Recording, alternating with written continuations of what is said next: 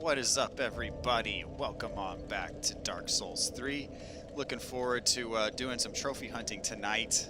On the road to the Platinum Trophy. That is our goal, ladies and gentlemen. So hopefully we'll be able to get that sooner than later. Looking at the list of things to do, though, last time, it's a rather daunting list, but we'll get there. Slowly but surely. Undevelopment, good to see you, man. Ollie's waiting for Dad for me to come home. Oh, that's so sweet. I'm here. You're a funny guy.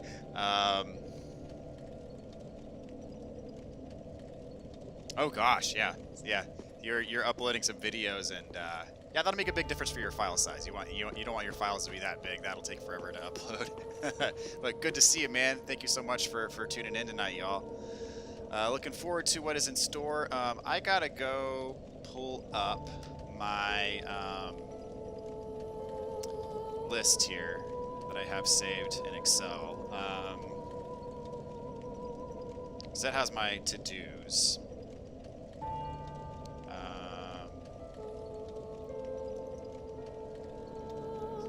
And there's a few things that are kind of like low-hanging fruit, and there are some things that are going to take a bit of farming, I'm afraid. So I'm going to start off with some easy ones. Let's see. Some relatively easy ones, I should say. So I need the Bountiful Sunlight Miracle. Let's see. Leonhard. Let's see. So I have to join the Rosaria's Fingers Covenant. And Leonhard will be in the corridor leading to her bed. Talk to him and reload the area. Okay, so I'm going to join that covenant. The Rosaria's Fingers Covenant. There we go. I'm going to warp to that bonfire.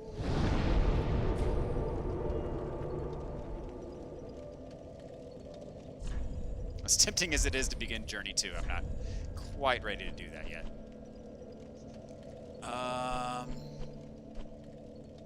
Here we go. Rosaria's bedchamber. Perfect.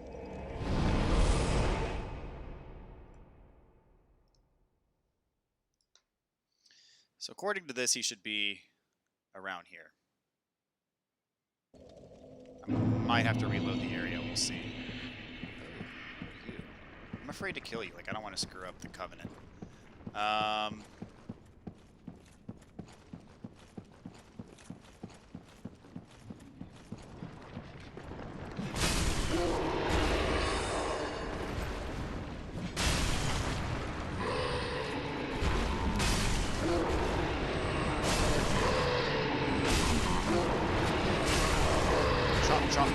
Chomp.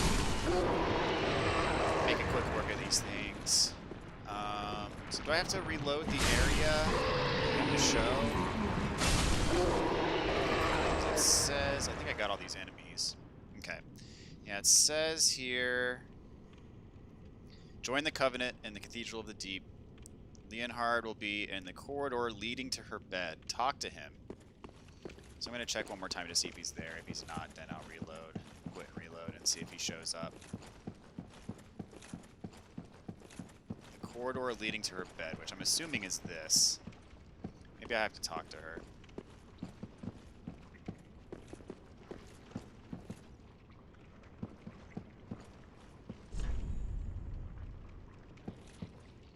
Come on, I want to talk to her. Let me talk to her. So I can respec here if I wanted to, but I don't really want to, at least not at this point. Or offer a pale tongue. I'll offer a pale tongue. See if that changes anything.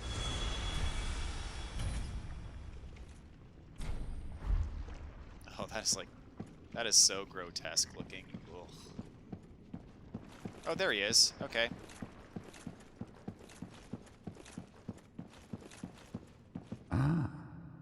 So, you've chosen to serve Rosaria after all.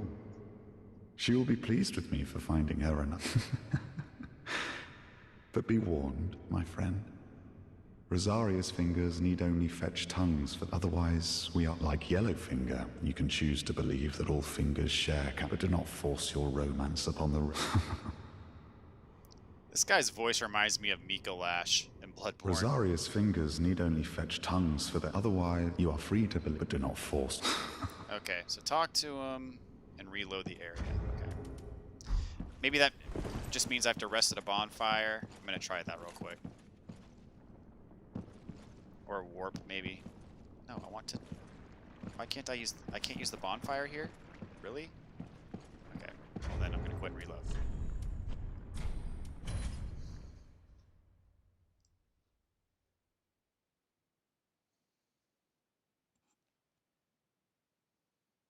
See if that does what I need it to do.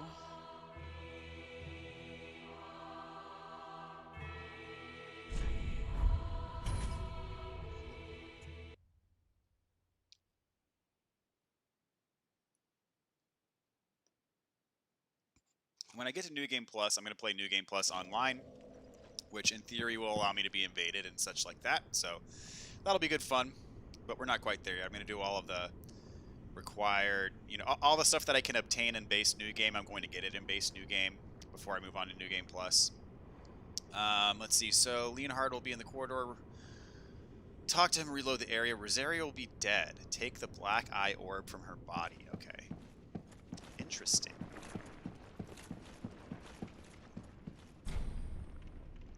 I can still respec even though she's dead. Pillage remains. Here we go. Black eye orb. Which does what exactly?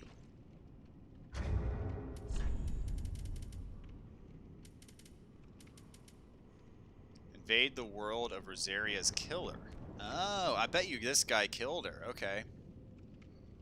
Go to the area after the Aldrich boss fight and use the cracked eye orb. Okay. So I'm guessing that's back in Anne Orlando then. Whoops. Oh. Cool.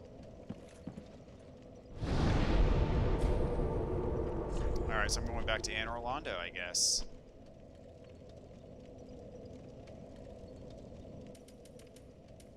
Or, yeah, this bonfire right by where the boss fight was. Okay.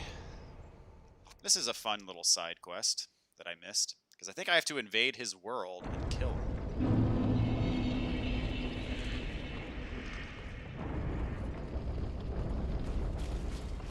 Can I make it? Can I make it? Yes. I believe in Dark Souls 1, this is where you invade, what's his name? Lothric? So I guess can I use this item now to invade? No, I can't use it. Do I have to use it in here? Maybe. Yes, I feel the black eye orb quivering. Okay. Cool, because I think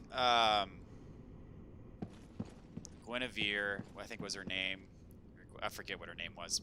And I think her and Rosaria are related somehow. I don't know the lore all that well, unfortunately. But here we go. Invade the world of Rosaria's killer. This will be fun. And for hand-to-hand combat, I don't want to be using this giant axe, so I'm going to... Well, never expected to see switch. you here. Couldn't resist her any longer in all her festering glory. And now you want to ravage her soul as well. I sowed the seeds. I, Leonhard, swear so upon my vow. Oh crap, is he gonna come after me? Dang it! Okay, well I'm not gonna have a choice. I'll be... Oh!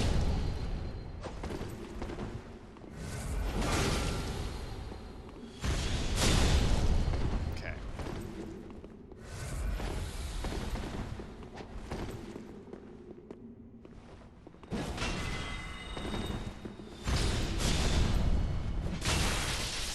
No one will despoil her Get soul. wrecked, son. Certainly no beast wrapped in human skin. What do you want with her? Alright, that was actually pretty Blessed easy. Rosaria. There we go.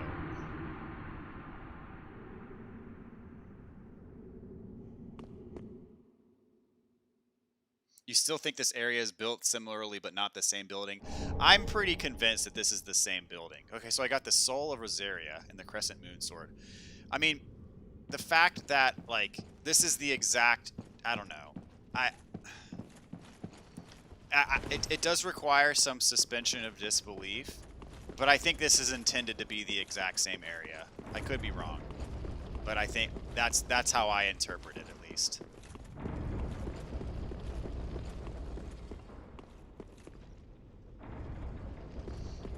I mean, unless lore-wise, if Dark Souls 3 takes place in, like, a parallel universe, maybe. But I'm pretty sure it's the same universe, but it's just much later on in the timeline. And as I said, my understanding of the lore is pretty limited, but that is my understanding at this point in time.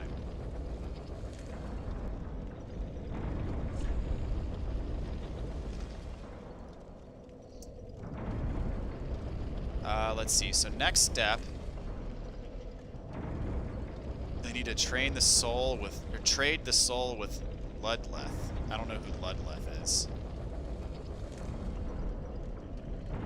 Okay, he is... Oh, he's the, okay, he's the guy that you get the boss weapons from. Okay. So I can trade the soul with him. And, I get a miracle, which is what I was after. The Bountiful Sunlight Miracle.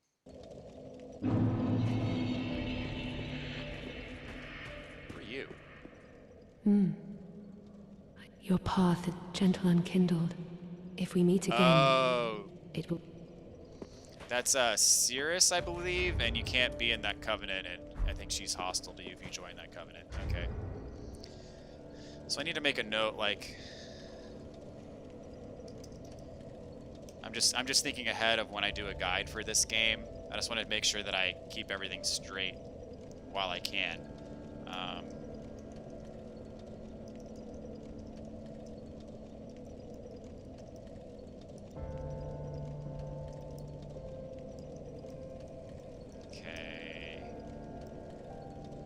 Because when I do a guide for this game, I want it to be 100% comprehensive. All the quest lines that can be done, you know, all that stuff represented in the game.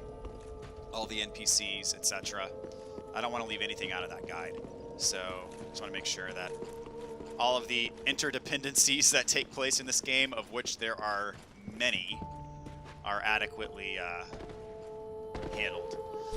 Let's see. So, Bountiful Sunlight, here we go. Soul of Rosaria.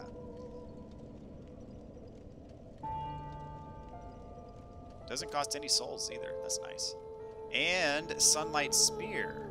Soul, oh, because that's I got that from the Lord of Cinder Soul. So I'm gonna get both of these. So Bountiful Sunlight, check.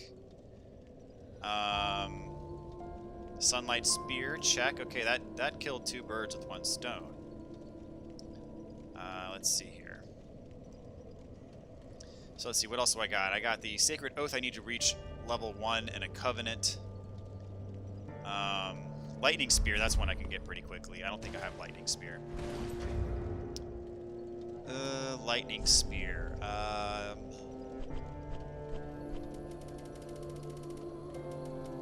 have Lightning Blade.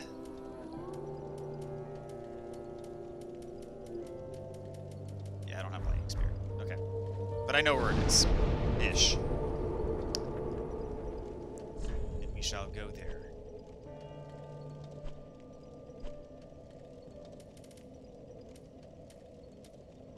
Where is... Here we go.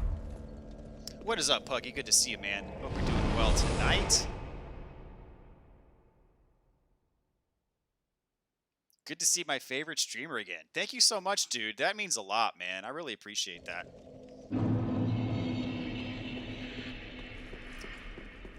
You are a good dude, my friend.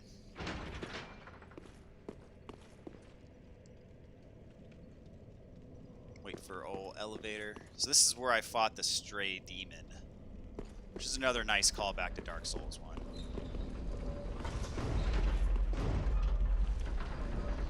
Doesn't officially count as a boss in this game.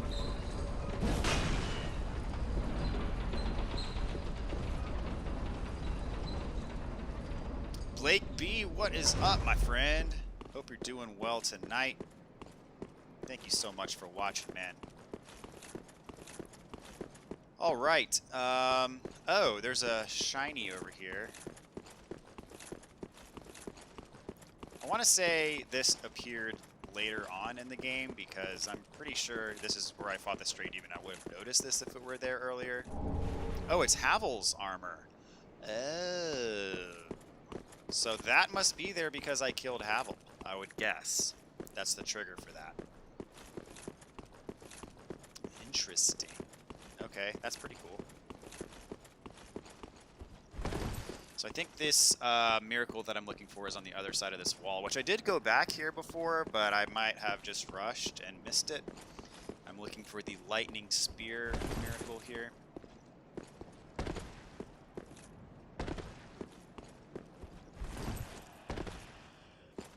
Is it behind me, maybe? No.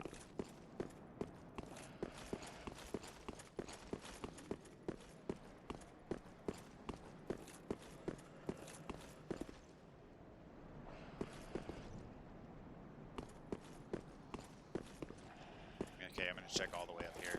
I know there's a bunch of enemies around here that come out. Okay, there's a shiny that I missed. And there's a lizard that I missed. I'm going to go for the lizard. Actually, I think I didn't miss him per se, but he just got away from me the first time. Not this time. Alright. And lightning spear. So I just straight up missed that the first time I was out here. No worries. I'm just going to go ahead and homeward bone back to Firelink. Okay, got lightning spear. So we're making some good progress. We've got a few miracles already. Great lightning spear. I need rank 2 with Warriors of Sunlight. Good grief. Dark Moonblade, need rank Covenant with that.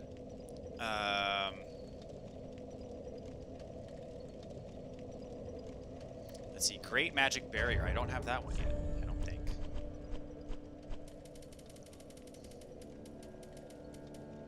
I do have regular Magic Barrier, but not Great Magic Barrier.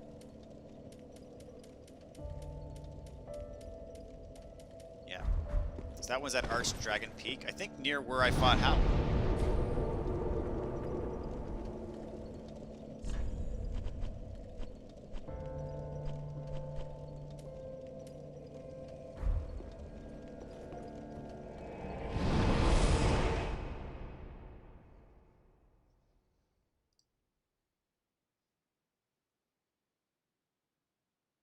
Oh, the coiled sword fragment is like the feather. I did not know that. I was wondering what that was used for. Thank you for pointing that out. You only worry that I'll get too big and not be able to reach out anymore. I mean, you know, I'm not in the ideal level of fitness right now, but I do still work out from time to time, so I'm not in danger of becoming like... Well, let's just say I'm not in danger of becoming so big that I won't be able to read the computer screen rules, put it that way.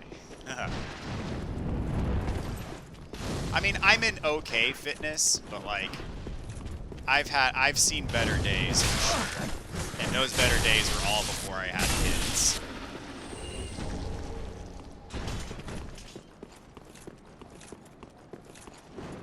I think the ladder I want's up here. Oh, I remember this place so fondly. You know, some say that the Nameless King is like overrated as far as how hard people say he is, but he is the boss who killed me the highest number of times on my first playthrough. I had more deaths to the Nameless King than I had any other boss in the game. At least on my first playthrough. That could very well change on subsequent playthroughs, but did not want to die on the way up the ladder. That would have been bad. Okay, there should be a thing up here somewhere. At least if my notes are correct here. So, oh, not big like fat. Okay, I see what you're saying. You mean big like popular and famous. I don't think you're at much risk of that happening either, to be quite honest. Not that I'm complaining, but I mean, there's a lot of things that have to happen for, you know, my channel to get that big. And I think the likelihood of all of those things happening are pretty small. I mean, I basically what it would have to happen is I would like accidentally have to create like a viral video somehow. And I'm not seeing anything else up here. Huh. And let's just say that like walkthroughs and things like that don't really go viral. So I don't know. It would take a pretty crazy stroke of luck for this channel to become huge. But I mean, it could happen.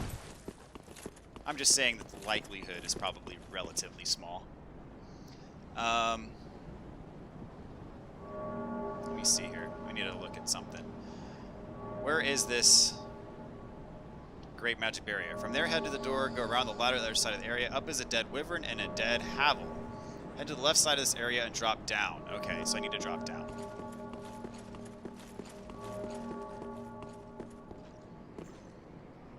I did drop down before, but...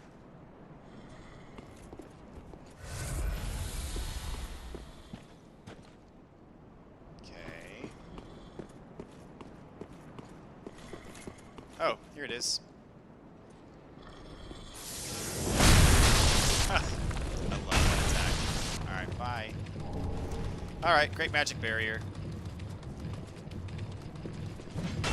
Ah, that's sad. Okay, so the coiled sword. I'm just going to go ahead and put that on my... No, I'm going to put it on this bar. Take the dark sign off.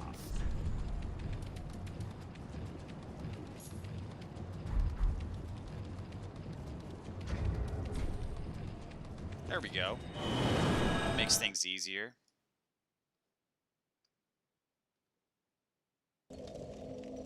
Okay, so as for gestures and stuff, I'm going to have to get the ones that I missed in New Game Plus because they involve summoning for bosses, which I've already missed out on that.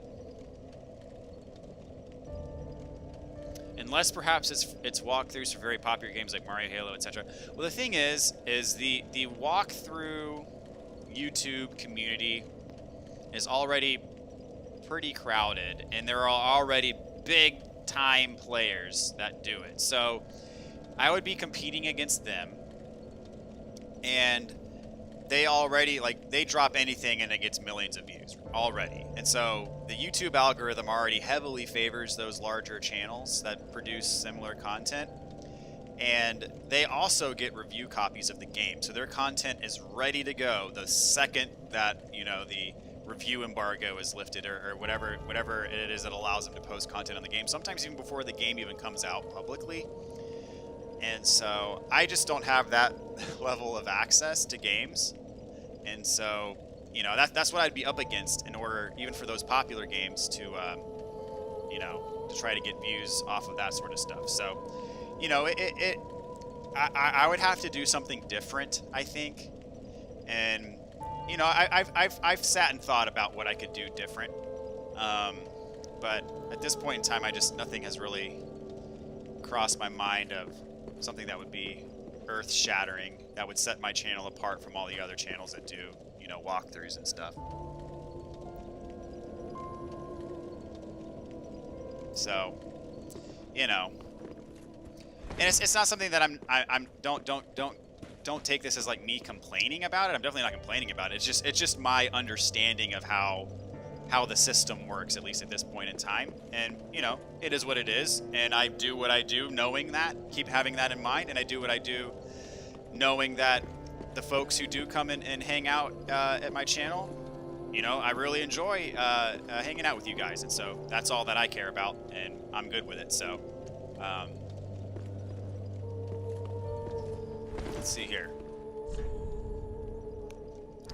Okay, so now what I got to do... Now what I got to do is I have to find a list of rings that I can obtain, just to make sure that, you know, as far as my base new game is concerned, that I have all the rings that I can get.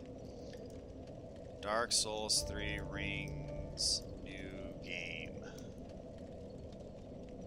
Because there's a video that has all the ring locations. I wonder if there's timestamps on this video that would like at least give me a list of what I can obtain.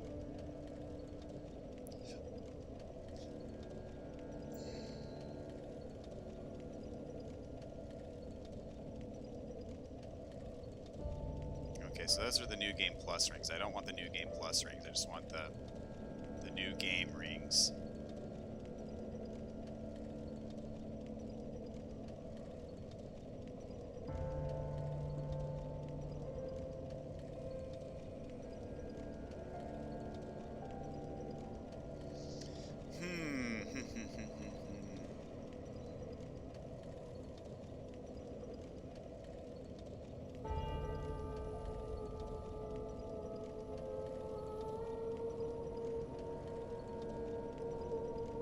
Let us see. Just trying to find a list. Let's see. All these have to do with New Game Plus and New Game Plus Plus, because there's different rings in New Game Plus and New Game Plus Plus. But I just want the base New Game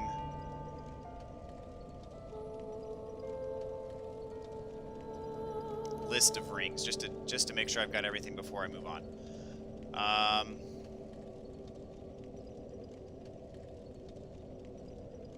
Once they are all collected, including each ring of sacrifice. Ooh, I've used some of those.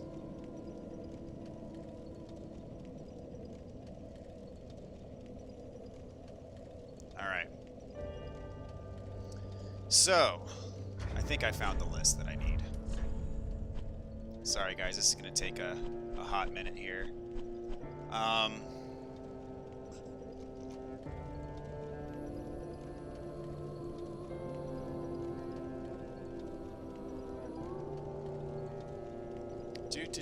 So life ring, got that. Estus ring, got that. Ashen Estus ring. Havel's ring. Ring of favor.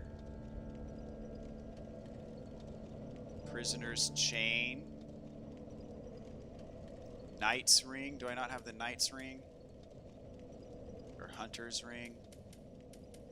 Here's the Knight's ring, Hunter's ring. These aren't in order, unfortunately. Scholar ring, Priestess ring, Covetous gold Serpent ring,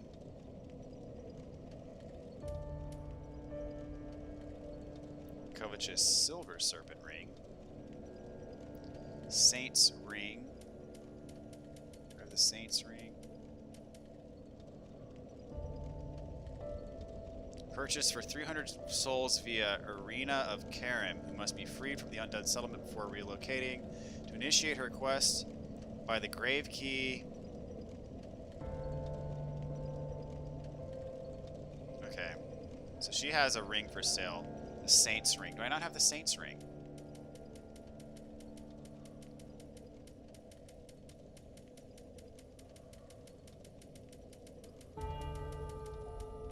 Okay, so I need to get the Saint's ring. Apparently I can just buy it from someone in here. Which I have ashes for you now. Gracious, and almost as if... Oh, I'm...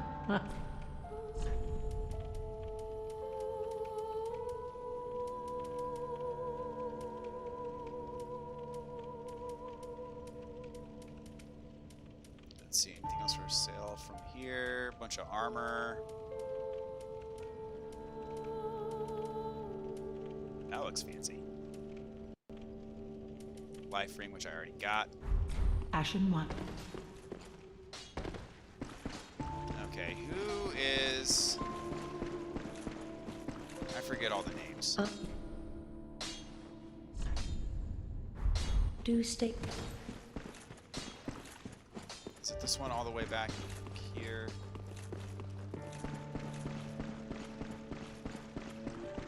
Oh, the dark little crippling.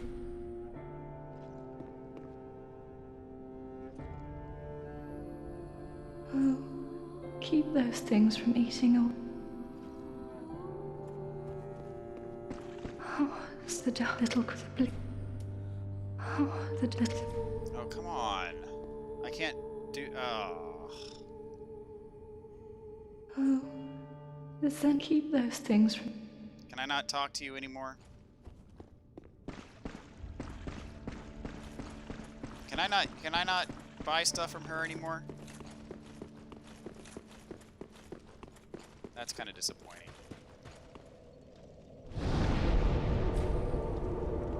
Is she the one where if you buy like too much dark magic from, like she goes crazy and then you can't? I think that might be her. Dang it.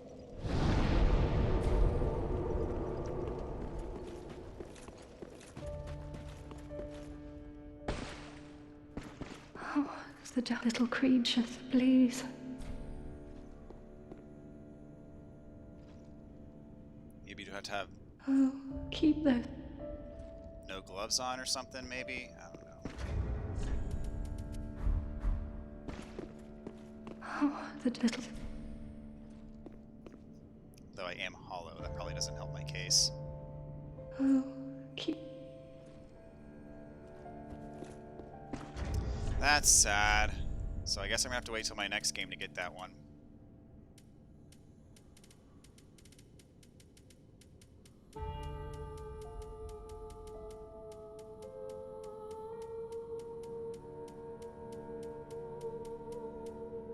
Where's Artorias' gloves? Where did I put them?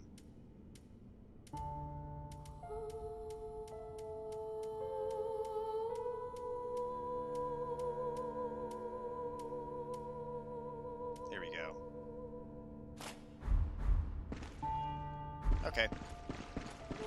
So I guess I'm locked out of her stuff now, which is a shame. It might be because I bought all of her spells from her already. Arena of Karam. I'm just gonna look her up. Just to see. Let's see. Yep, that is who I was just talking to. Sells miracles, teaches the prayer gesture, accepts all divine tones, but her quest line will vary accordingly. Purchasing any dark miracles from her causes her to fall into darkness and be taken away by Aegon of Karam to be protected from you. Purchasing all dark miracles causes her to stop being a vendor and initiates a gloomy dialogue. If you speak with her while equipping Morn's gauntlets, she will have more things to say. Purchasing all holy miracles instead without buying dark ones turns her into a fire keeper. So I think I must have done the all dark miracles to keep her from being a vendor anymore. Dark Path. If you give her the Launder Braille Divine Tome or the Deep Braille Divine Tome and subsequently purge any dark miracle from her, so-and-so will come and take her from me. They can then be found just after Udex Gunder's bonfire.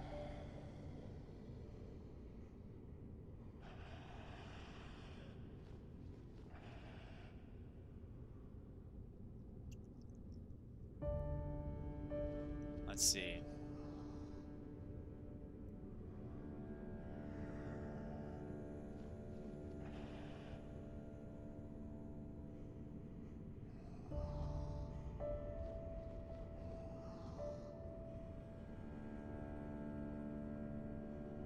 When returned to her usual spot, she will not sell anything and only beg the character to touch her. If the player does this without the gauntlets, Arena will not recognize the touch and will ask again for someone to touch her.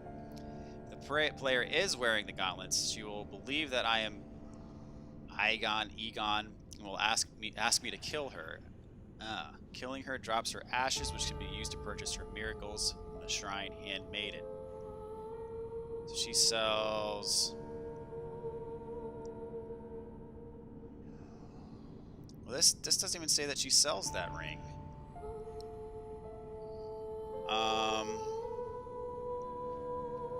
However, Saint's ring. Let me look that up.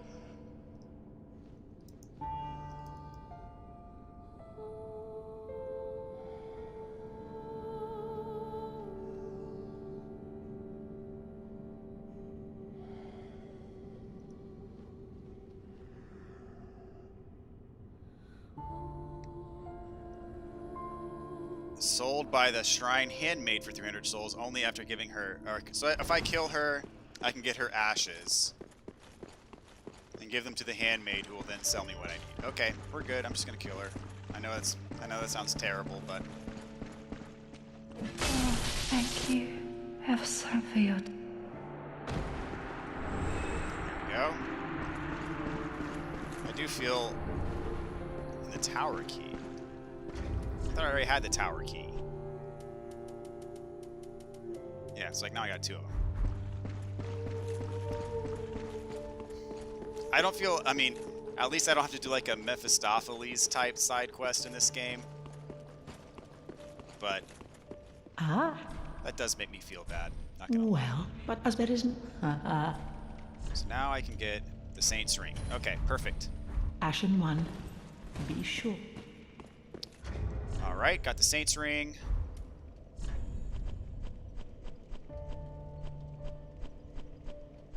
So, no showstoppers on the list so far. I've been able to get everything that I've come across. Let's see. Let me catch up on the chat real quick here. You can get the Rings of Sacrifice back in New Game Plus. I'm pretty sure you can. And do we need to keep all of them or just one? Darth, I'm not quite sure about that, if I need all of them or just one. Because if you need all of them, then you need all of the ones that you buy. I don't know. Ali, you're playing Halo Infinite. Nice, dude. I played lots of Halo back in the day. I don't know if I can get back into it now, though. It would just be... It would take too much time. I wouldn't be able to play Dark Souls anymore if I start playing Halo again. Have you ever broken a bone in real life? Yes. I have broken several bones, but it has been a long time since I've broken a bone. The last time I broke a bone, I think I was in 5th grade. I broke my wrist playing football in the middle of the street.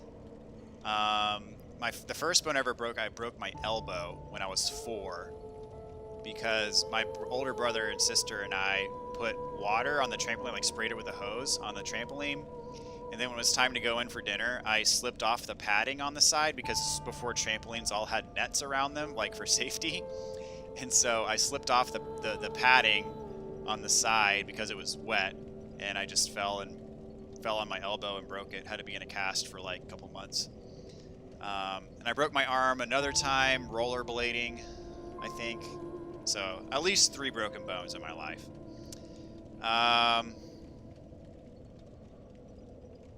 That's the undevelopment. You've broken 3. All mine are 2 by falling when at work. Ow. That hurts. You fell off a skateboard. Okay. Ooh, you dislocated your pinky toe on the edge of a bed, so like you stubbed it? That sounds awful. Ugh. What is up, Brock? Good to see you, dude. Yes, I am live tonight. Just basically doing the trophy hunting, wrapping up all the stuff. Brock, if you have any extra Covenant items on you, or anyone in the chat, if you have any extra, what do I need again? I need Sunlight Metals, and I need Proof of Concord Kept. If anyone has any extras that you're willing to give me, hit me up. I'm playing online right now, so I could use all the help I could get so I don't have to farm as much. If you're willing to part ways with it, it's all good. Oh, okay, so you're going to Spider-Man tonight. Nice, dude. Awesome. But you had an idea for stream, Demon Souls, but a magic build. Well, I will have you know, back in the day when I streamed, this was earlier this year, I streamed the PS3 version of Demon Souls, and I did do a magic build for that. On that playthrough, I did a magic build of the PS3 Demon Souls. So I have done that, but not on the remake. I've done it on the PS3 version. Let's see. So back to the rings checklist. Enjoy Spider-Man, by the way. Thanks for stopping by. So Saint's Ring, picked that up. Deep Ring, have that. Dark Moon Ring. Do not have the Dark Moon Ring.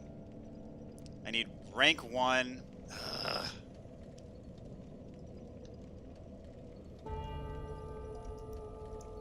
Alright, so I'm going to add rings to my to-do list. Dark Moon Ring. Need rank 1. I hate these Covenant level up things you have to do.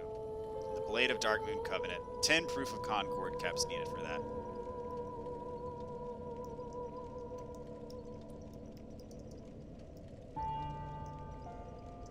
Proof of Con. So I'm going to get that on the way to the spell that I need rank 2 in that, the Dark Moon Blade spell. Alright, so that one is locked behind a Covenant. Wolf Ring. Do I not have the Wolf Ring? Rank 2 reward and Watchdogs of Pharyn. Oh my gosh.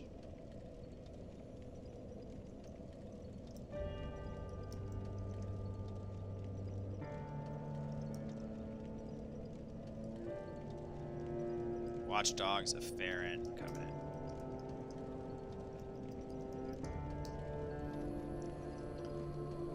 I need 30 wolf blood sword grasses. That's gonna be fun.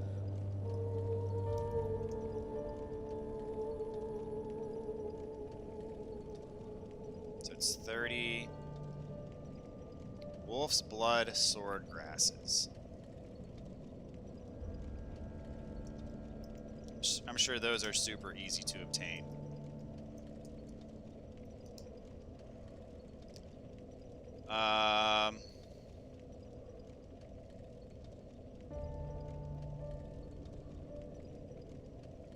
Okay, you've got plenty of proof of concords and sunlight metals. Okay. Awesome.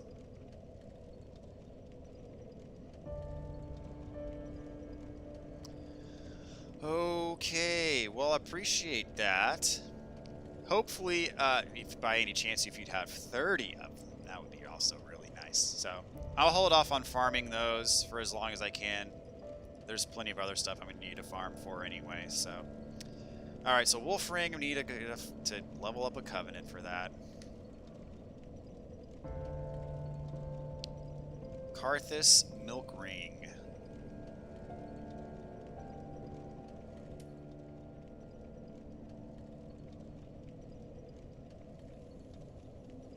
Pretty sure I have that one. Maybe not.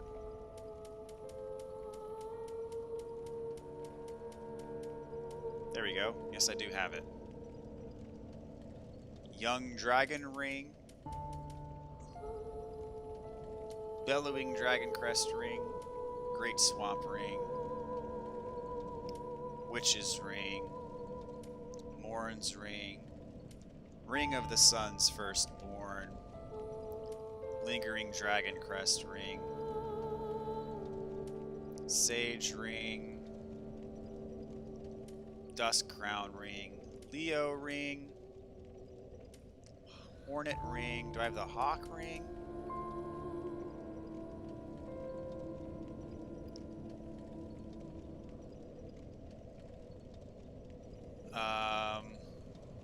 Acquired either after killing the giant at the top of the tower in Undead Settlement, before the Road of Sacrifices bonfire, or looted from his corpse after collecting all 7 young white branches.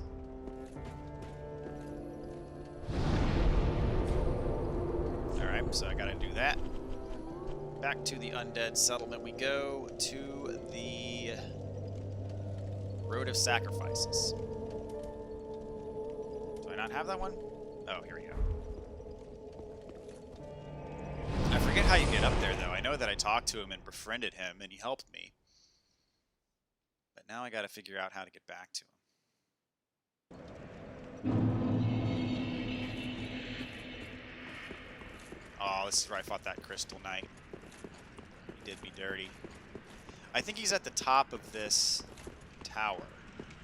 Maybe.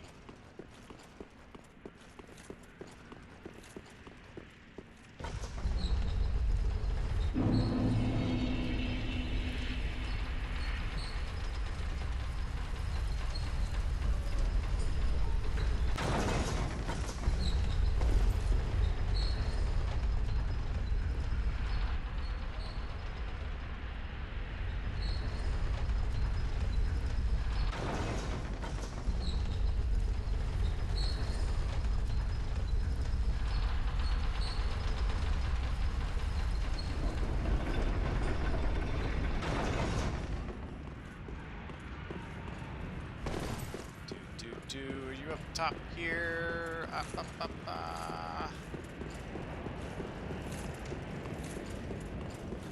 There you are. Hawk ring. Okay.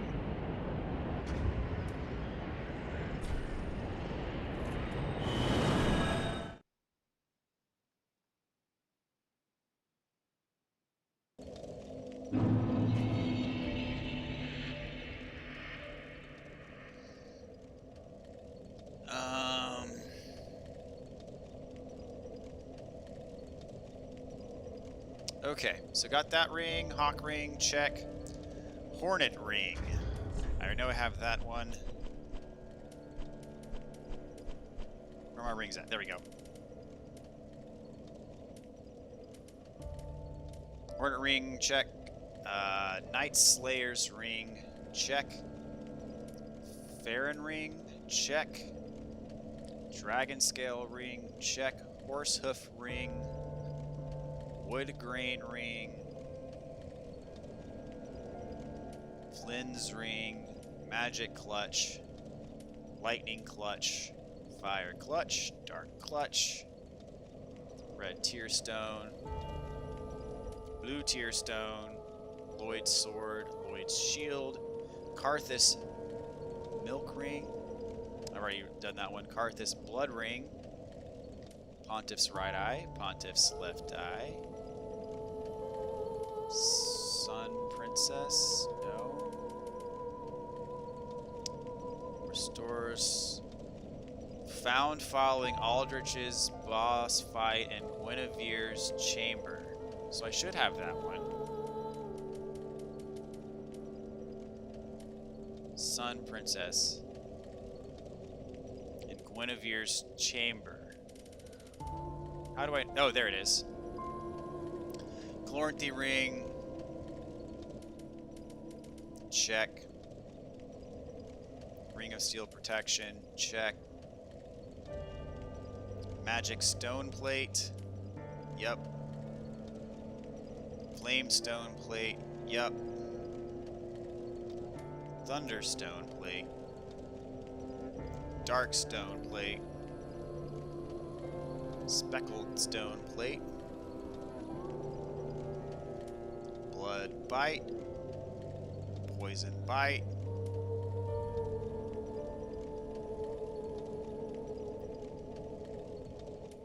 Curse bite. Flesh bite. Ring of the Evil Eye. Pontiff's left eye. Aldrich's ruby. Aldrich's sapphire. Silver cat. Calamity. Chill bite.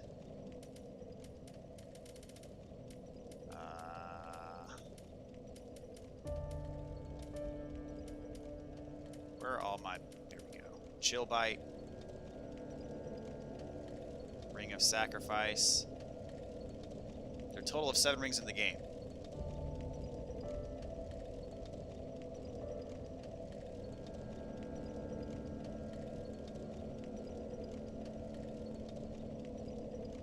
So do I need all 7 of these? First is located on a precipice in the round courtyard with a winged knight in the hall. High wall of Lothric. Second is on the road of sacrifices, looted off a corpse. Third is in a toxic pool to the left of the elevator in the consumed king's garden. Fourth is gifted to the player via trading Loretta's bone to the nestling crow. Final 3 can be bought at 5,000 souls each from either Yuria of Londor or the shrine handmaiden with Yuria's ashes. So do you need all 7 rings of sacrifice in order to get this trophy? Because I know for a fact I did not get the one by trading Loretta's bone to the nestling crow, but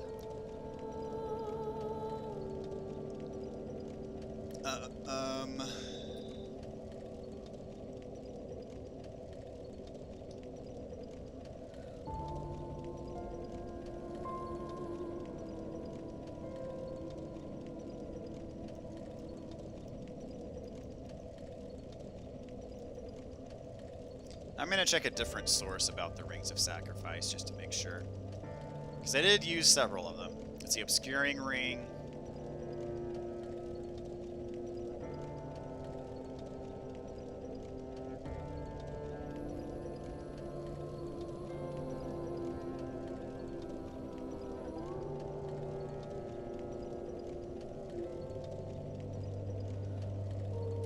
Do I have the Obscuring Ring?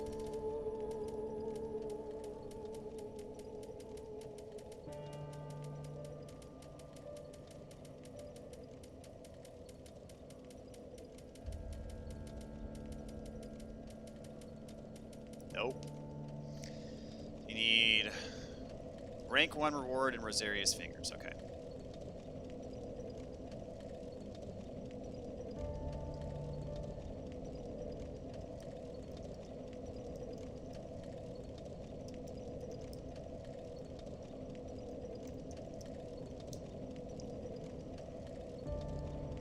Untrue Dark Ring can be purchased from Uria for 5,000 souls. I'm pretty sure I have that one.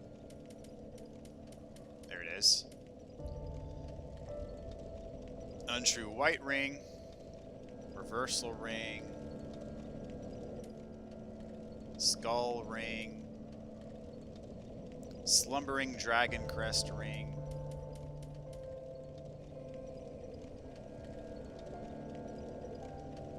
Okay.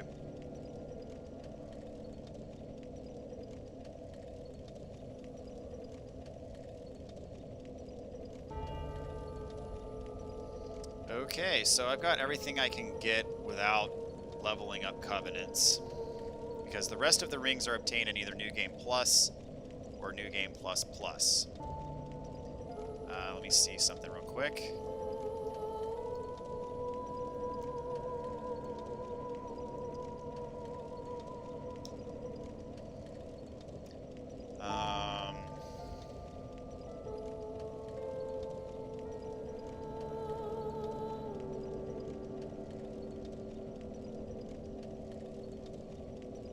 Let's see, all rings.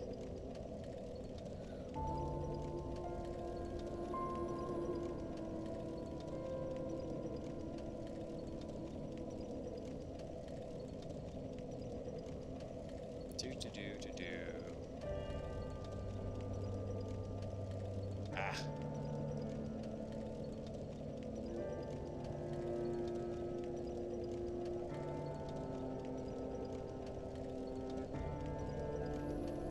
Let's see, got all the covenants.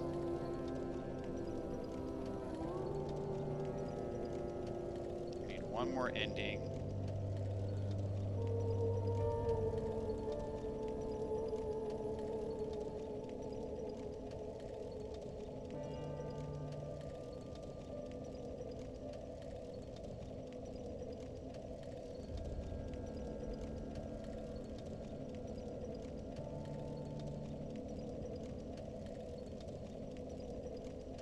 Okay.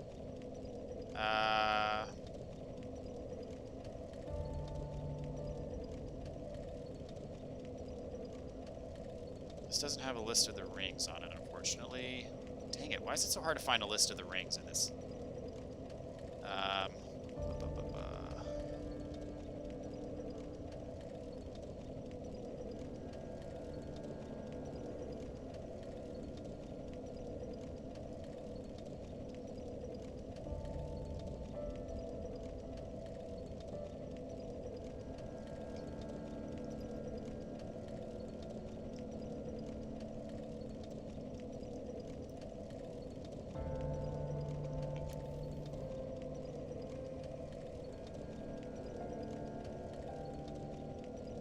Let's see here. There's got to be something somewhere.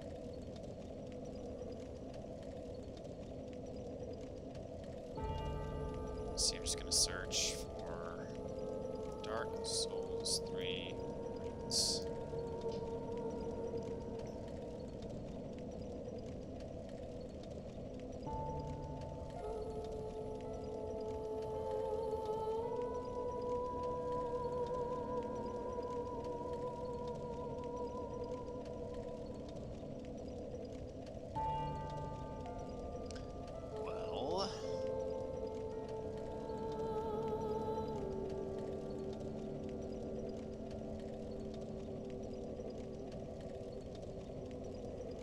Okay, so I think this is as good as I'm gonna get.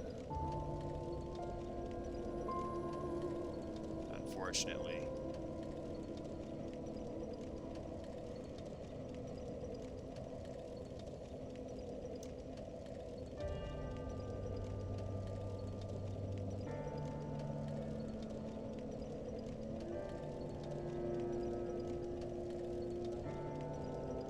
Master of Rings achievement. Here we go. All 107 rings, which includes all variations.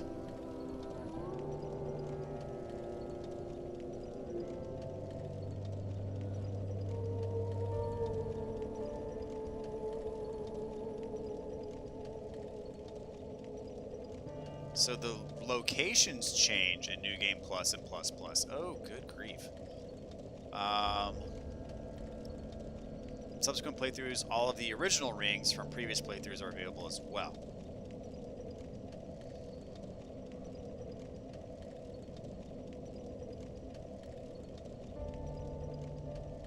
So I'm going to look up Ring of Sacrifice here. Do I need all of them?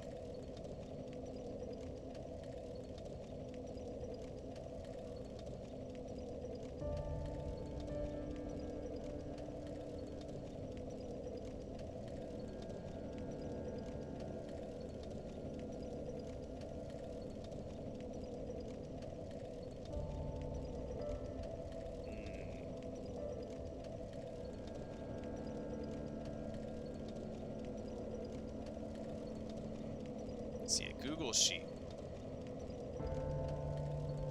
Here we go. Here we go.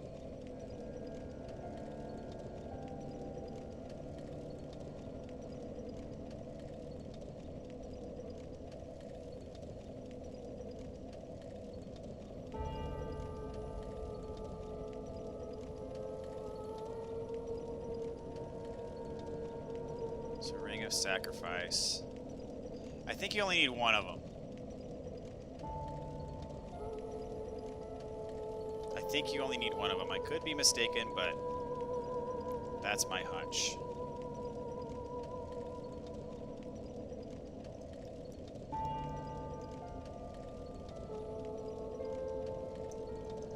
Just trying to get confirmation on that. Let's see. Master of Rings.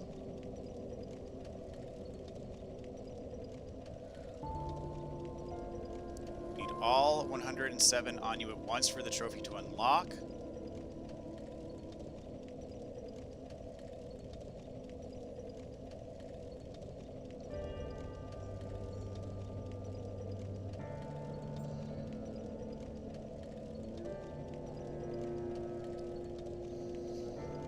I mean, honestly, I could probably... I don't know. I feel like I'd want to get these rings legitimately instead of just having someone give them to me. But the Covenant items, I don't care if people give those to me. I'll just put it that way. What's up, Blackfire? Good to see you, man. How many trophies we got left? I think there's... So we need all miracles. We need all pyromancies. All sorceries. All rings, and the first ending. So I've got 5 trophies left.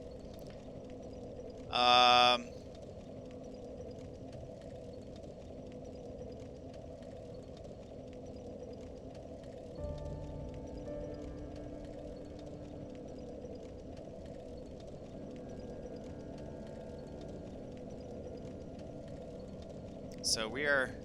I picked up several of the miracles that I need already. Pretty much I'm at the point now where everything that I have left requires farming Covenant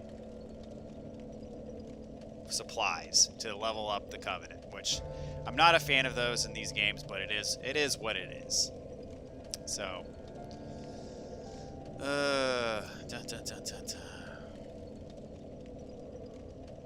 we'll get there though. I'm just looking at these lists. I actually found a spreadsheet that has like everything listed. There's a tab for each of the collectibles, and I need the all gestures ring, so that's number 6. I need 6. I forgot about the all gestures ring. Um,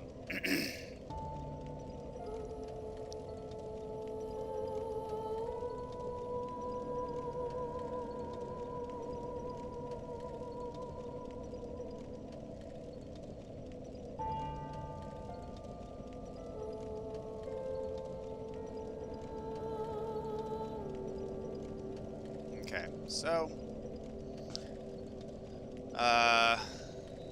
I guess it's time to level up some covenants here, guys. So which one?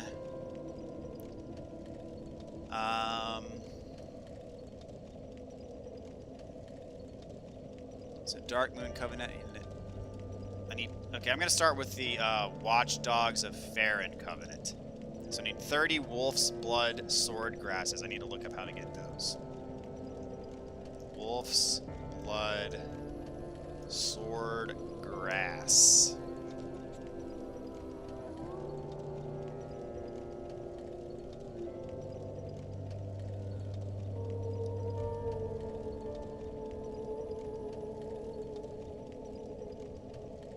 Okay, you get 1 blade of grass for each successful defeat of a trespasser of Pharyn Swamp, obtained while in the Watchdogs of Pharyn Covenant.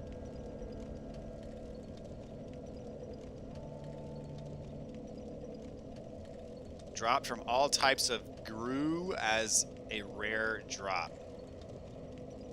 It is highly recommended that you increase your item discovery stat before farming. Symbol of Avarice. I don't even have the symbol of Avarice in this game.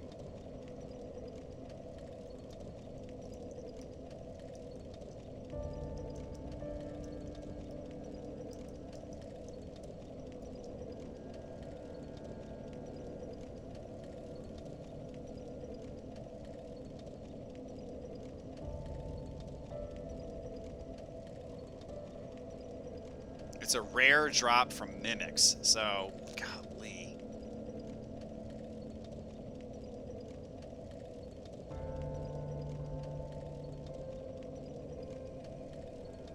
Okay, so yeah, you can't find it. You have to farm it. Ugh.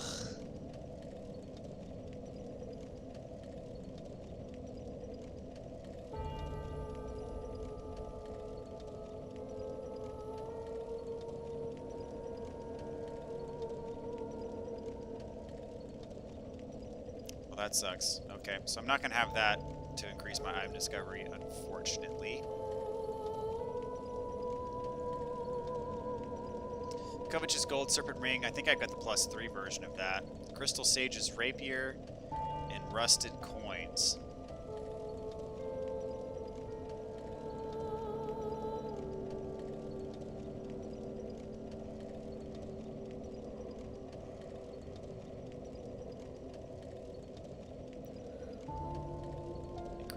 Increasing luck.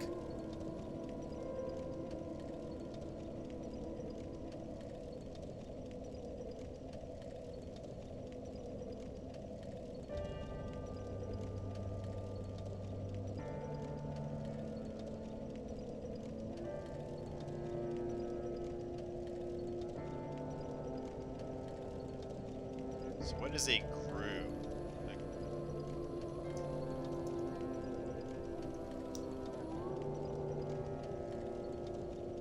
Oh, it's those. Yeah.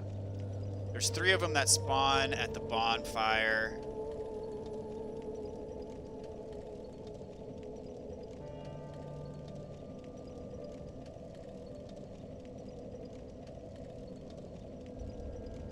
Chaos Fireball can be used to one-shot all 3 of them. Use Hidden Body to avoid detection.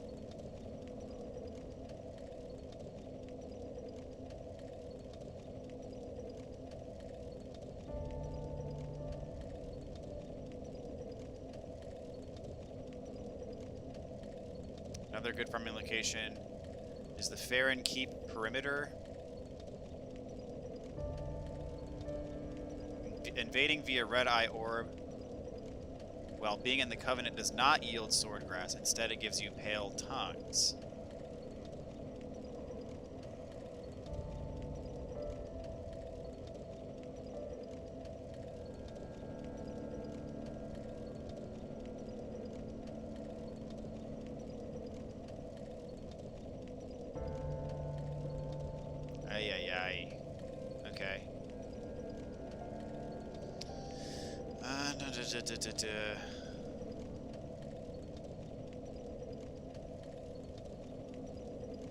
So how, let's see, defeat a trespasser.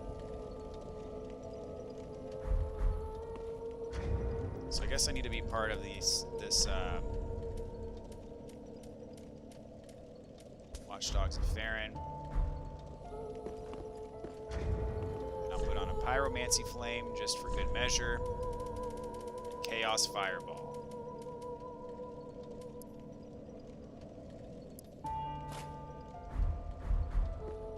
Even though my magic stat is awful, but still.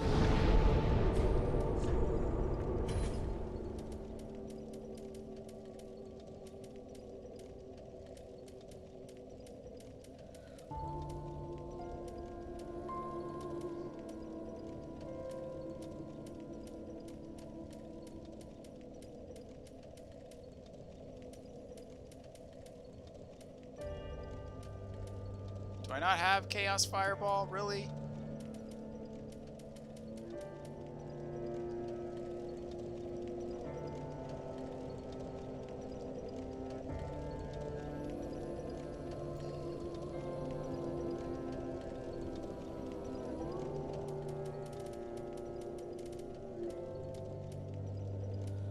Maybe it's Great Chaos Fire Orb.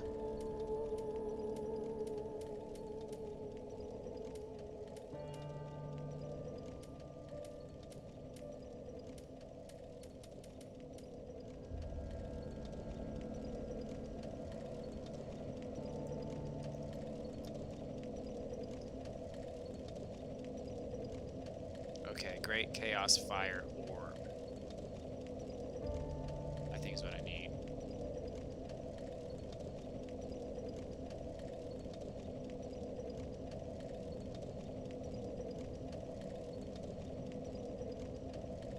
Yeah.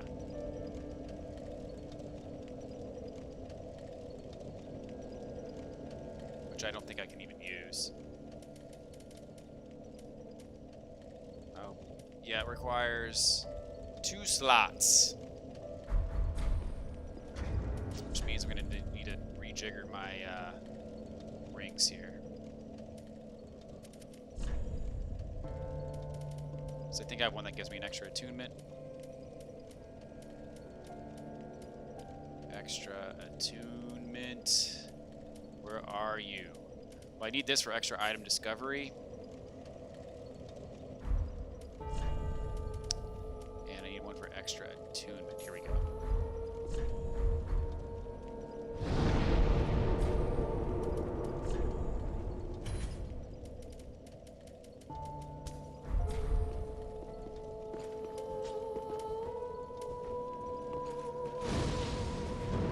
There we go.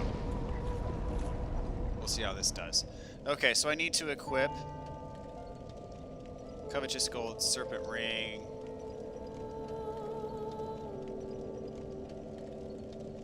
Crystal Sage's Rapier.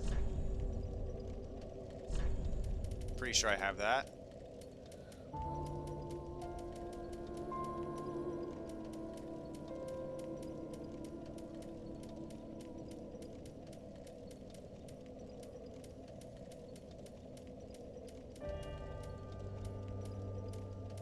Maybe not.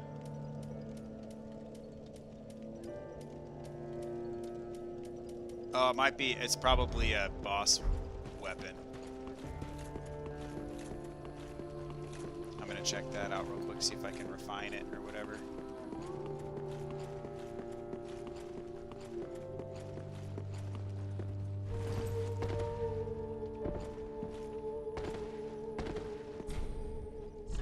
Let's see here.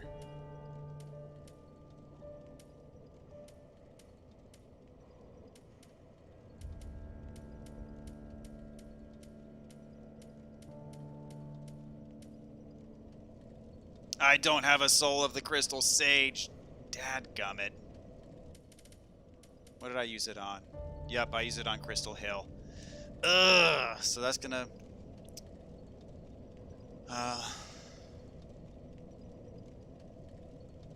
So the only thing I can use to increase my item discovery is the Covetous Gold Serpent Ring.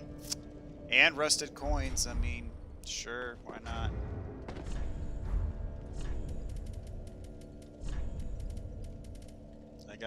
I got some of those.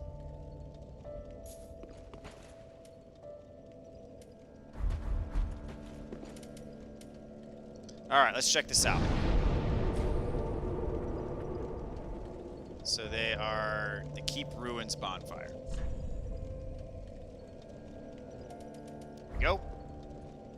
I think I got the idea of what I need to be doing here. Think we're good. Think we're good.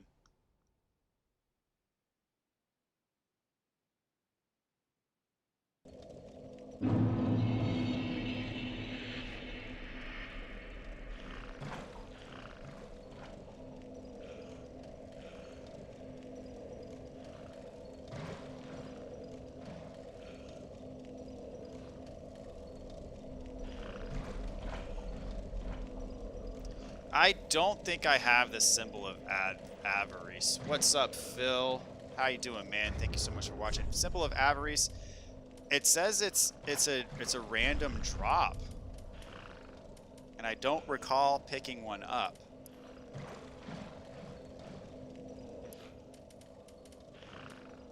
It doesn't look like I have one, because it is a drop, and it's the only way to get it is if you farm a mimic. So, don't have it. Oh well. We'll see how this goes. Allegedly, you can kill all 3 of these in one hit.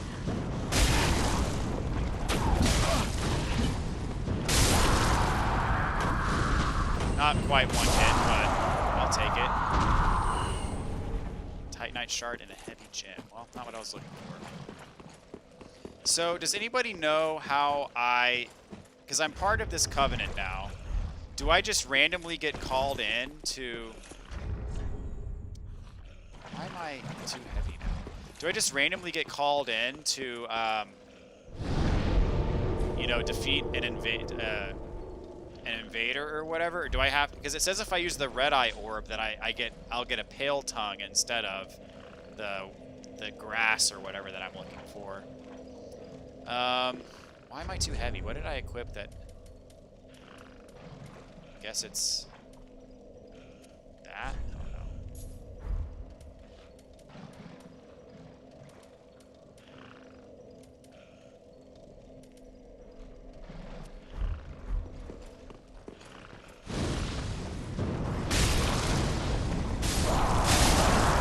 Dude, that's glorious.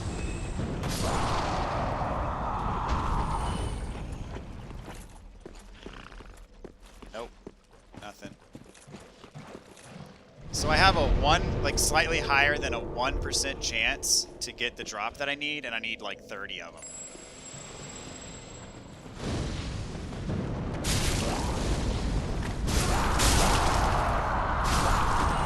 Dude, this pyromancy's OP. I haven't even leveled up magic yet, and this thing is like ripping them.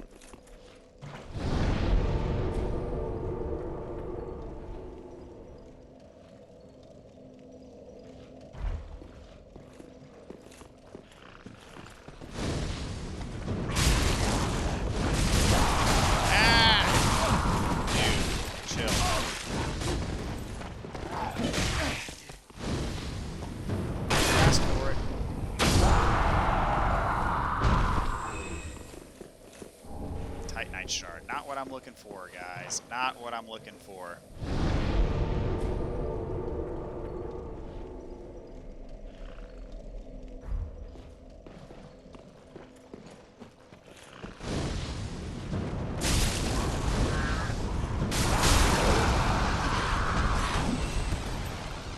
Look at me fat rolling.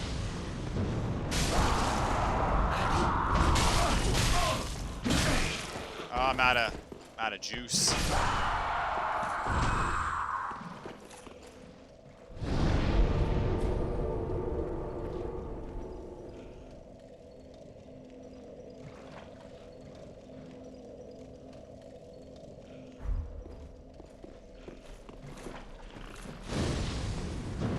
Out of juice. Ow, jeez. Alright, this is going well.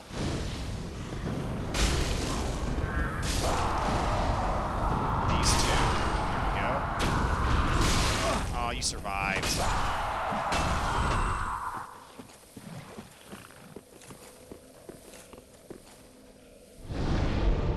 If I die to these guys, that'd just be sad. Why are you standing so far back? There we go. That's how it's done. I said no. Item.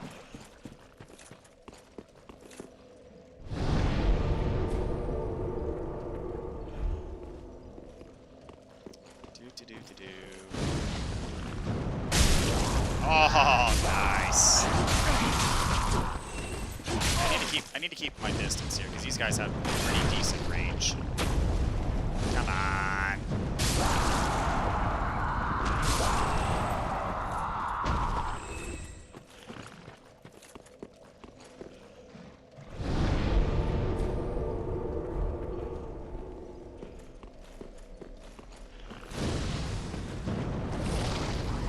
Whoops, that was a fail.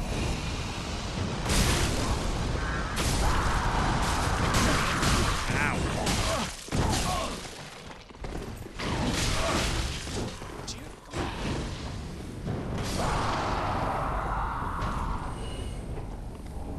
Rotten pine resin. Also not what I'm looking for.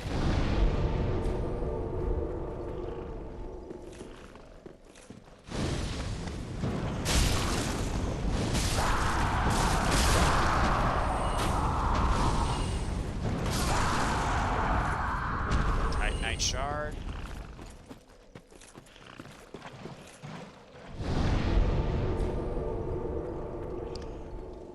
Am I gonna see the new Spider-Man? Probably not, dude. To be quite honest, it's been a long time since I've seen a Marvel movie. So back in the day, I watched the Tobey Maguire Spider-Man movies, and Spider-Man 1 and 2 were really good back then. Come on, give me what I want. But Spider-Man 3 was awful. And then right around that same time, I watched like the original, I think it was like the 2003 version of Incredible Hulk. And that movie was also awful. So after having watched all of like the early 2000s Spider-Man movies, and I watched all of the early 2000s X-Men movies, which were also good.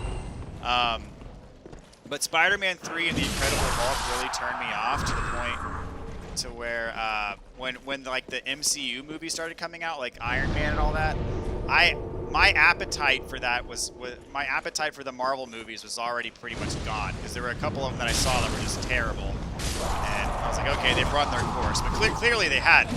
But then I got so far behind on them that I never went back and like started watching them from the beginning, and now I'm at the point where now there's like 20 of them, and I haven't seen any of them, and it's just like, that's too much. That's too much for me to watch to like catch up on at this point in time. So I just haven't seen any of them in a long time. I think the last like Marvel movie that I watched was the X-Men Origins movie that came out like probably 2007-ish, maybe 2008. I forget when the release date was for that, but that's the last Marvel movie that I've watched. Which I know is like unthinkable to some, but you know. Oh, come on, I totally whiffed on that.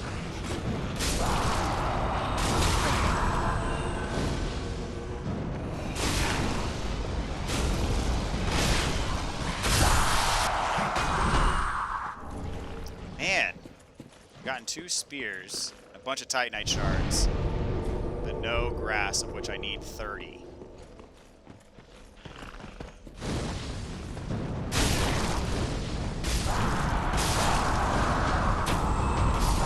That one. And I got a rot shield and another spear. Come on. Help a brother out here. Let's see.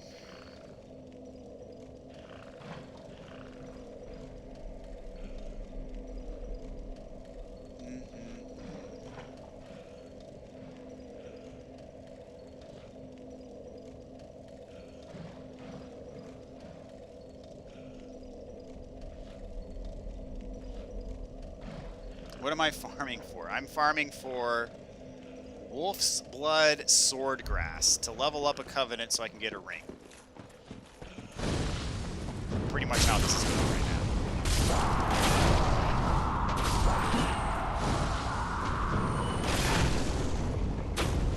Which I think I can also get this Swordgrass by being part of the Covenant, but I don't know how the invasion system actually works for it. Like, I don't know if I just have to sit here and wait until I join someone else's game, or if I have to use, like, the item, to, like, the Red Eye Orb. The thing that I read says if you use the Red Eye Orb, that you don't get the Swordgrass in this area. Even if you're part of the Covenant, you get the Pale Tongues, or whatever they're called. Or the Rosaria's Finger Covenant, which isn't what I'm looking for right now.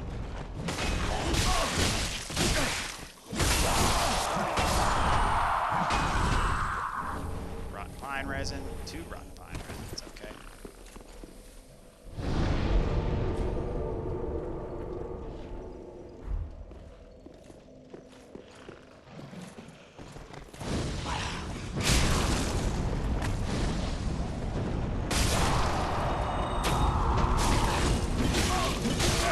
And the spears are much longer range than I give them credit for. Another dagger. So I think it's about a 1% drop rate for me to get the item that I'm looking for.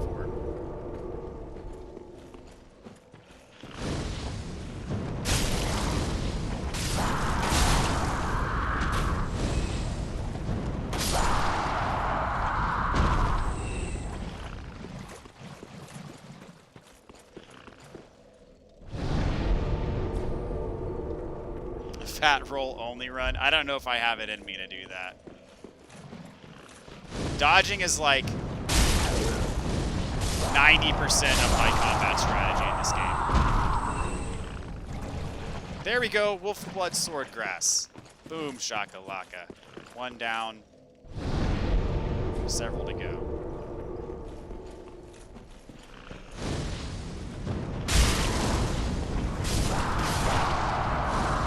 That's what I'm talking about. That's how you do this.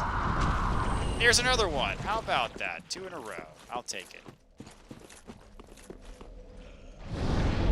We're firing on all cylinders.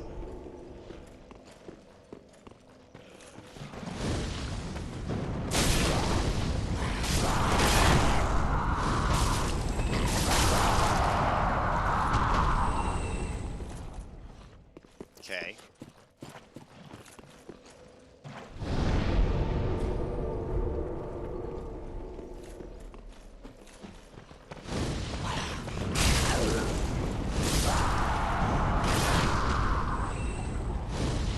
Not even coming.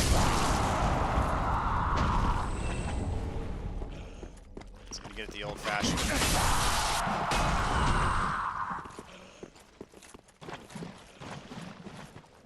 This isn't as bad as farming those Eagle Knight things for Sunlight Metals in Dark Souls 2, though. That was painful. The sad thing is that there's a lot more trophies in this game that require farming than Dark Souls 2. There we go. There's another Swordgrass. That's what I'm talking about.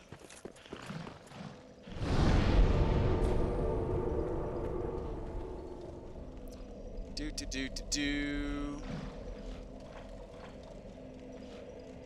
Have I ever seen the Spider-Man 3 is better than I remember video? No. But I don't see how it could possibly be better than I remember. I mean, it was a pretty... I mean, I'm usually not that critical of movies, but Spider-Man 3 was uniquely bad.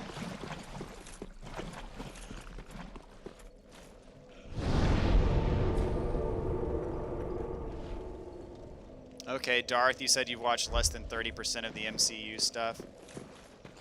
Or less than 25%.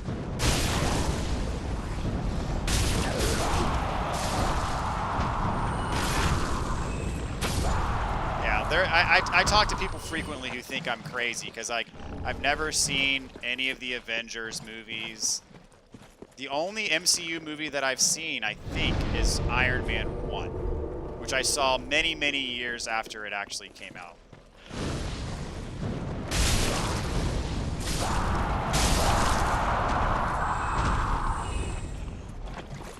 Nothing.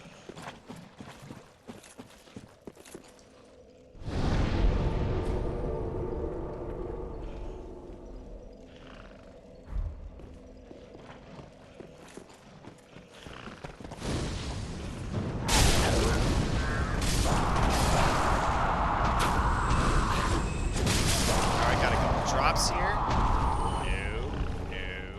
Oh, oh well.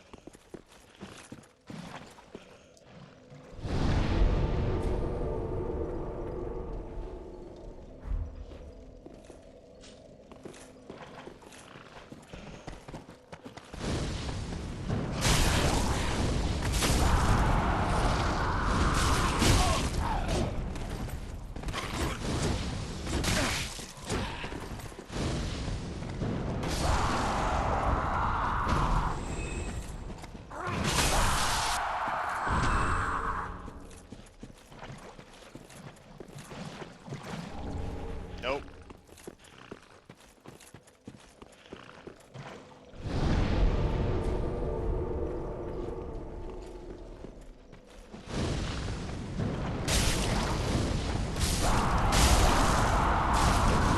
This reminds me of farming for the, what is it in Dark Souls 1? Souvenirs of Reprisal. Because I also used pyromancy to farm for those. You had to farm the bird enemies in the painted world. I used pyromancy to do that. Fortunately, this is a much shorter route than that, but I also think I need way more of this item than I needed of Souvenirs of Reprisal. But oh well.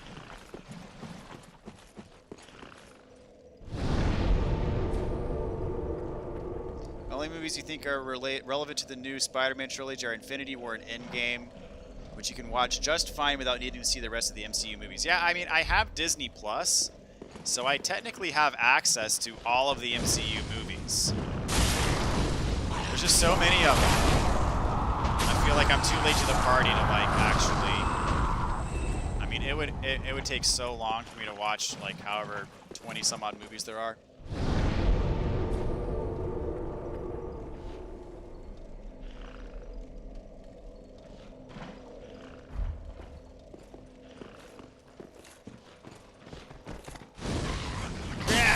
Oh, you canceled out my pyromancy. You dirty piece of crap.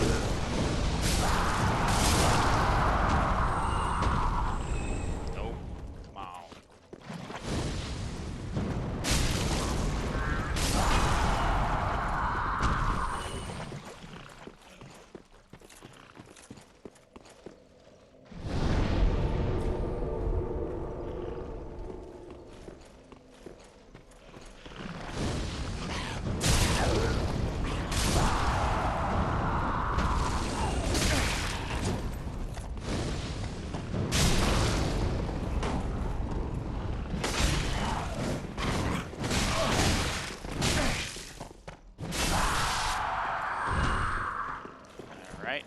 No drops for me? Come on.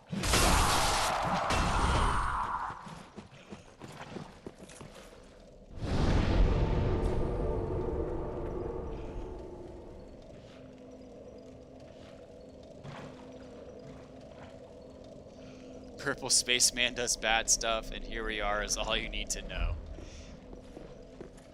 I mean, I think I know the general gist of what happens in Infinity War and Endgame.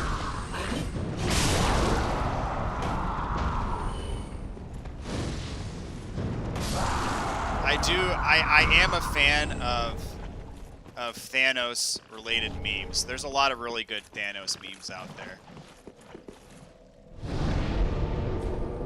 Spider-Man 3 was good. You really enjoyed it. Spider-Man movies you really hated were the two Amazing Spider-Man movies with Andrew Garfield. Interesting.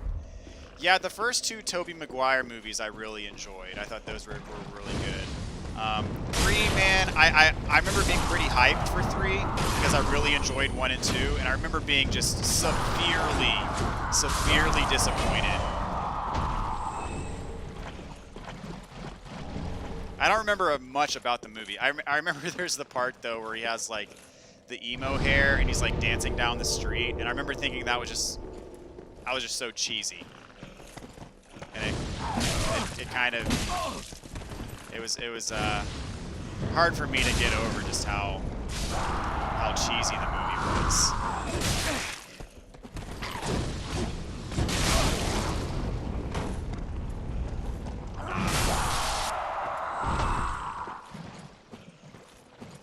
Alright, you got a wolf's blood grass thing for me? Nope.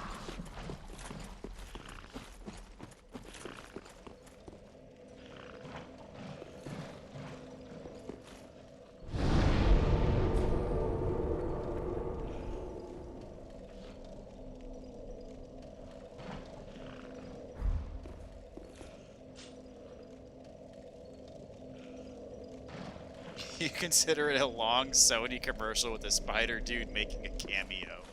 That's funny. I think I did see the first Amazing Spider-Man movie. Like, I was at a friend's house years ago, and it was on, and I think I watched most of it, but I wasn't, like, paying super close attention to it.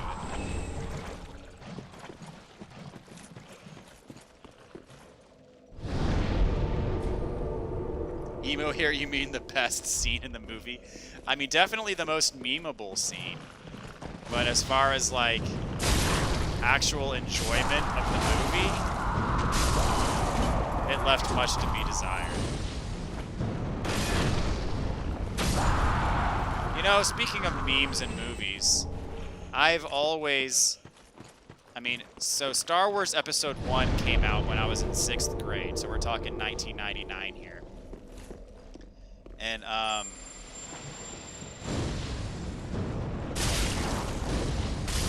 so, you know, it came out in a time, at a point in my life when I was young and impressionable, you know, I didn't really have much of a critical mind at all. I've always enjoyed the prequel movies of Star Wars. Episodes 1, 2, and 3, I've always enjoyed them. And they got crapped on left and right by, like, everybody under the sun. But I've always liked them. And so, now that the sequel trilogy has come out, I think it's given people more of an appreciation for the prequel movies, which I love, the fact that more people are on board with them now than used to be. But also, the prequel trilogy memes are glorious. There are so many good memes for the Star Wars prequel movies. And on top of that, I actually really like those movies, so...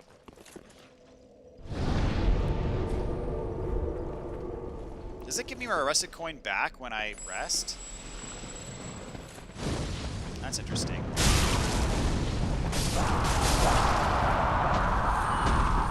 Come on, come on, come on, come on, come on. I have so many of these spears.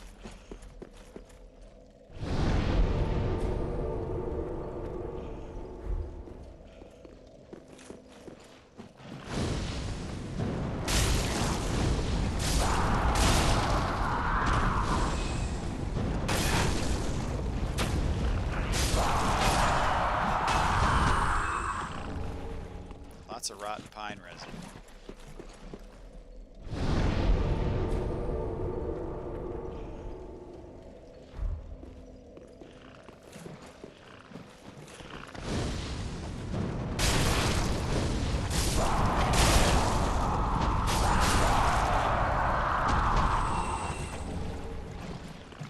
So you're saying the dance is a perfect portrayal of what Venom does to Peter.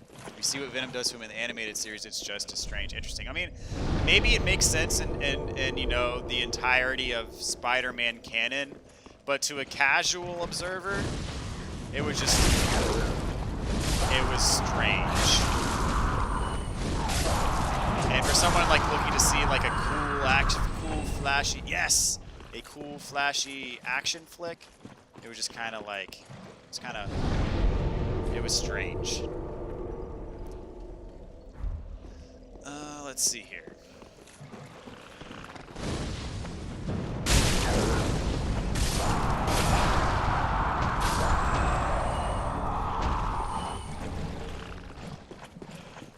Lots of gems. Heavy gems, poison gems.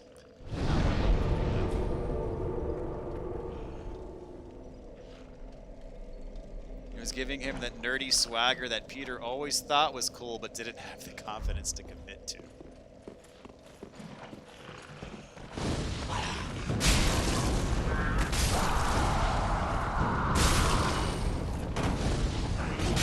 Ah, you interrupt my pyro. Come on, man. There we go.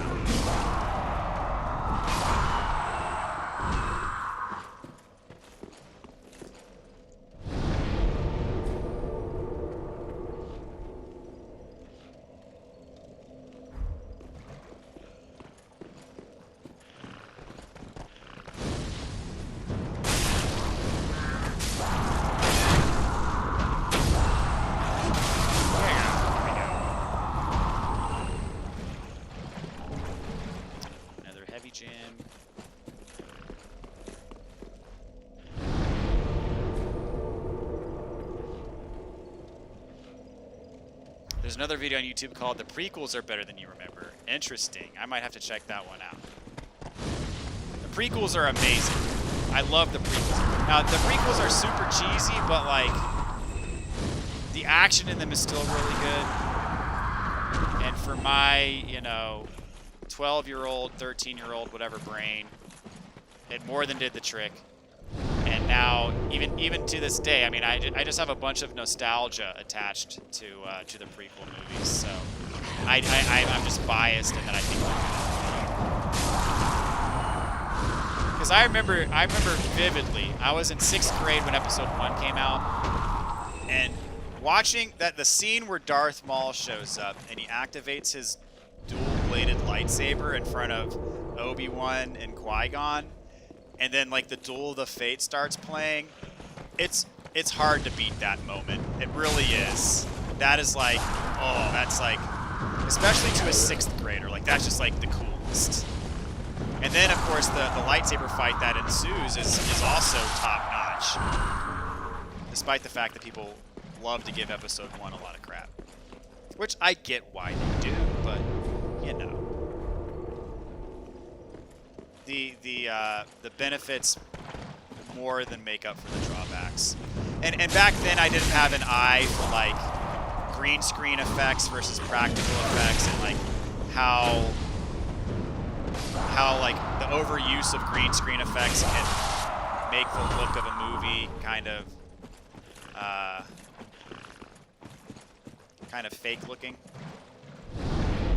I didn't understand that. I didn't have an eye for that back then, but I understand that that's a it's a complaint that people have with those movies, because like literally every scene is shot in front of a green screen in the prequel movies.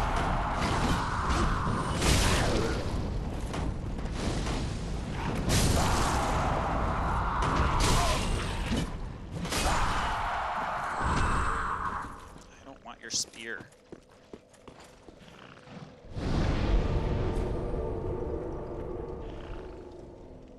Let's see, Darth, you liked The Last Jedi. Interesting. The Last Jedi, I mean, no judgment.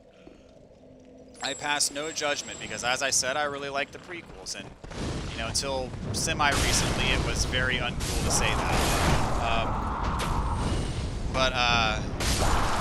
The Last Jedi is, without a doubt in my mind, my least favorite Star Wars movie. And it's not even close. The Last Jedi is the only Star Wars movie that I've seen only one time. And that was when I went to see it on day 1 in the theaters, and I decided at that time that it was the worst Star Wars movie ever made, and I never went back to see it again. I just have too many misgivings with that movie to find enough redeeming qualities about it to like even attempt to enjoy it. It's just, I don't know.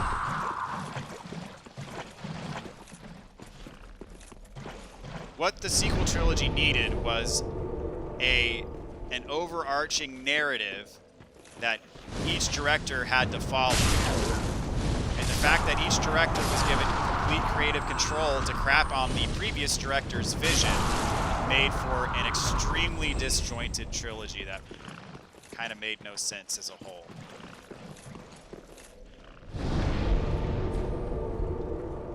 It really blows my mind that they didn't enforce They didn't come up with the story ahead of time. Not even like not even necessarily the details, but just like the general arc that the trilogy had to follow. It blows my mind that they didn't come up with that ahead of time and then say, hey, J.J. Abrams or hey, Rian Johnson, here's the story, the general story, the flow that you have to tell, because we want to make a cohesive trilogy. But no, they decided to give everybody complete freedom to do whatever they wanted to do, and what you ended up with was a completely garbled up mess of a trilogy.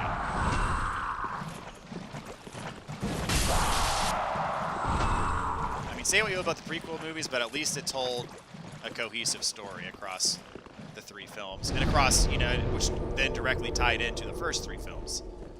So, the same cannot be said for the sequel trilogy.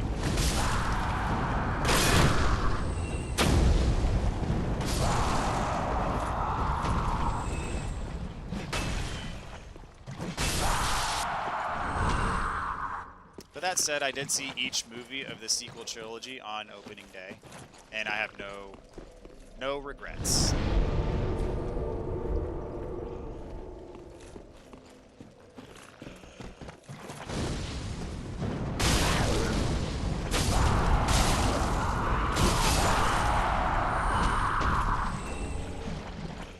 I have so much crap that I don't need after doing this.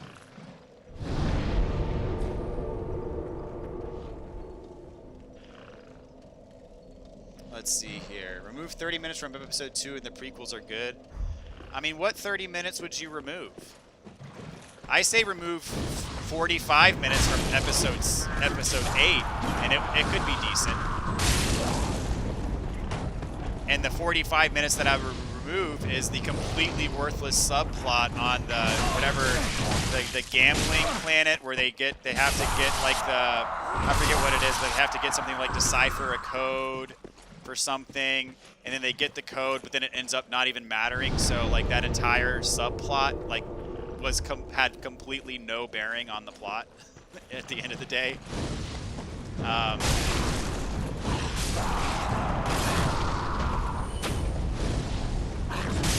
But I'd be interested to see what 30 minutes you would cut from episode 2.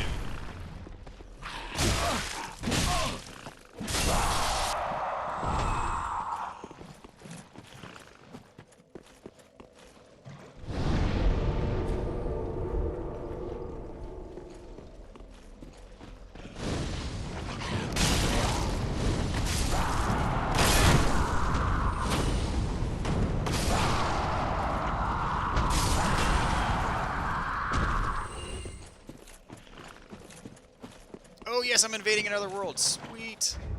I'm gonna put on my there we go. Yeah, we got some PvP action on deck here, guys. This is actually my first PvP Dark Souls 3 experience.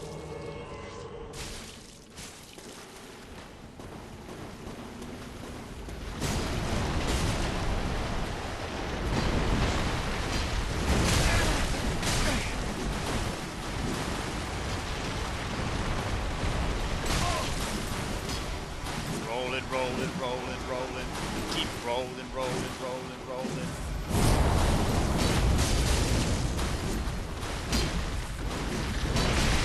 Let the crab do the work.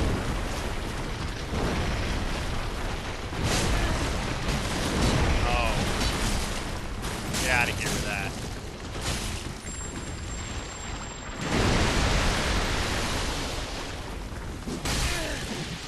Hey, I hit him from back here.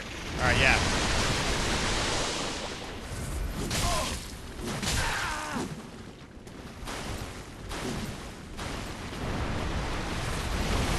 Oh, going for a backstab and I missed it. Dang it.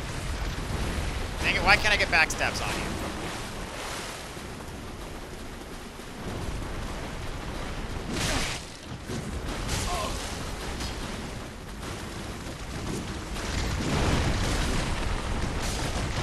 Get him, crab.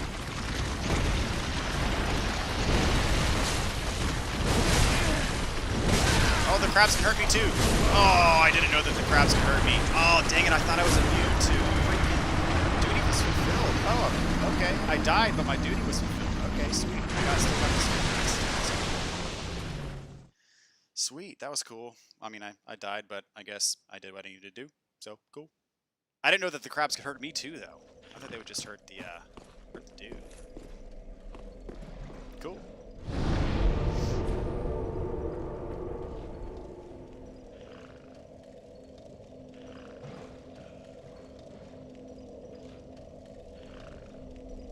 The new trilogy has pacing issues, but other than that, they're amazing movies.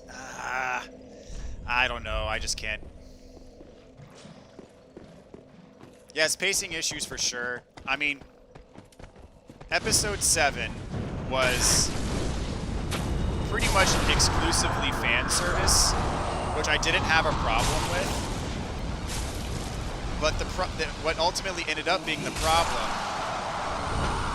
is that I don't have a problem with fan service as a concept. I think it was slightly overdone in Episode 7, but everything that J.J. Abrams set up in Episode 7 was absolutely crapped on by Rian Johnson in Episode 8. Everything that J.J. Abrams set up that, was remotely compelling was just absolutely crapped on in Episode 8. I could not get over that. It really just ruined the movie for me because, like, everything that I left the theater from Episode 7 wondering about, like, okay, Luke gets the lightsaber, what happens? Or who is Snoke? What's all this about? Or who are Rey's parents? Or what more about Kylo Ren and the Knights of Ren and like all that kind of stuff. You get to Episode 8, and Rian Johnson just completely discards all of that, and then does his own thing that's completely apart from what J.J. Abrams would have done had he made Episode 8. Which I get it, they're different directors, they would have made different movies, but to do a complete 180 on everything that J.J. Abrams set up just left a really bad taste in my mouth.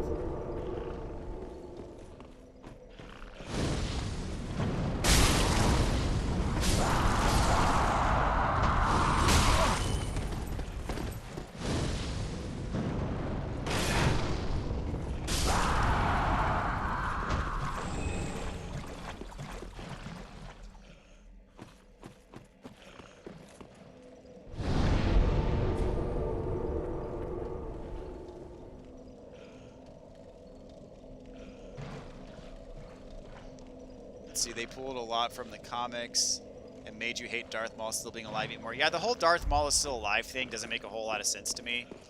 But that said, I don't really dive deep into like the extended universe stuff. Yeah, Darth Maul should be dead. I mean, I would guess the reason they brought him back is because he's such a cool and beloved character. So people would like it having Darth Maul around, but yeah, him being alive makes no sense whatsoever.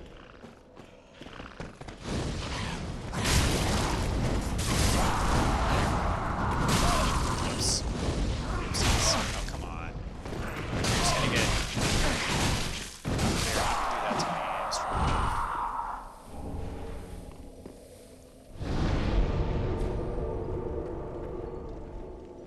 Luke Skywalker drinking green breast milk is forever born. Yeah. Episode 8, man.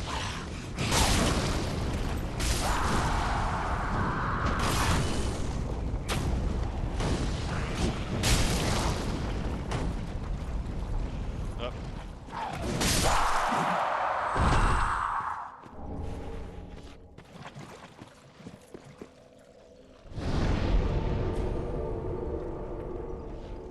You didn't have an issue with the prequels, but the book of Episode 3 is much better than the movie. The movie focuses a lot more on what the characters are thinking and has more details. Interesting. The only redeeming thing about The Last Jedi was seeing Kylo Ren without a shirt. that made the movie even worse, in my opinion. I mean, I think my opinion is the sequel trilogy would be much better if Kylo Ren never took his mask off.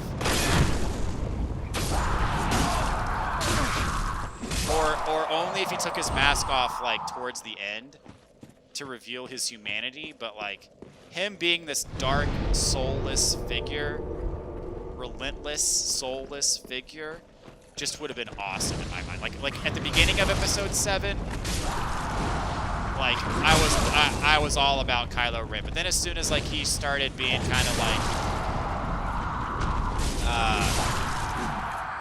he started throwing like his temper tantrums and stuff, I'm like, okay, I'm kind of over it now. And then when he gets beat by Rey at the end of the movie, who has never used a lightsaber in her life and has never been trained in the Force, and I'm like, okay, this is kind of, I'm not on board with this. I'm not quite on board with this, but he definitely lost his mystique, as far as I'm concerned. Yeah, you blame the directors, but the executives are in control. I mean, you're right. The executives, Kathleen Kennedy and whoever else is running the show over there, should have told, should have created the narrative that the directors, whoever it was for the 3 movies, it could have been the same director or different directors across 3 movies, should have made them stick to a narrative as opposed to letting them change whatever they want, whenever they want. The executives, you're exactly right. The executives failed to do that, and that's on them, not necessarily on the directors. You are correct.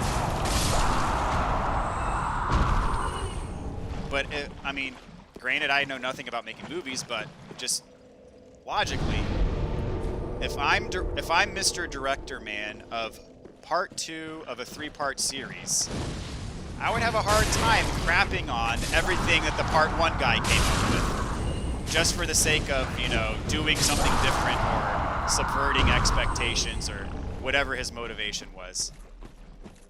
I mean, that's kind of like, that's a bold strategy. You're doing part 2 of a 3-part series, and someone else is going to do part 3, and you're going to completely crap on everything that the part 1 guy did. I mean, that just doesn't make sense to me.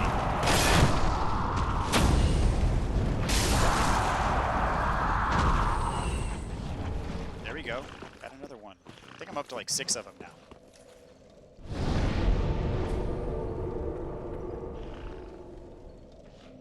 People kept wanting Rey to be something she wasn't, as if you can't have a new character rather than actually being an old character. Well, I understand what people were thinking. I mean, it's a universe. You have to have a certain cohesiveness about it. And sure, you can throw in a character, but if you're going to make her all powerful, and if she's going to beat the main villain in the first movie without any prior training in the Force or any prior training with a lightsaber, she has to have some origin that's compelling. If she's going to beat the main villain in the first movie, she has to have a compelling origin story. And ideally, that compelling origin story would somehow tie into the mythos and the lore of the previous movies. That would make sense, right? Now, if she's going to be a brand new character and you're going to see her struggle, you're going to see her develop, and it's going to take a while for that to happen, then yeah, she can have something different. But if you're going to make her all powerful from the get-go, she has to have an origin story that makes sense within the context of the universe.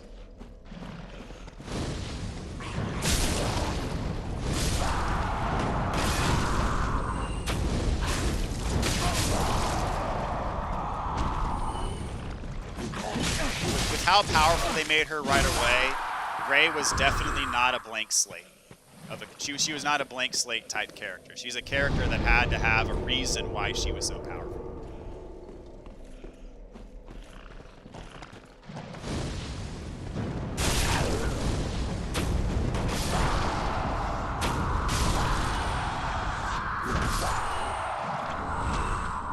There we go, sweet.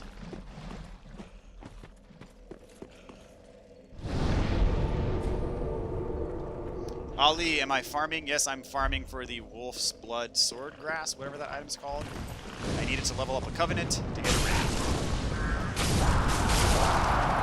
So per the interwebs, these are the guys to farm for said Wolf's Blood Swordgrass. Just got another one. I can't remember if I need 10 of them or if I need 30 of them. I think I need 30 of them. But I'm going to check and see how many I have. I have 11 of them.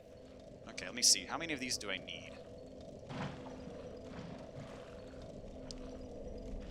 I need 30 of them. Dadgummit, okay.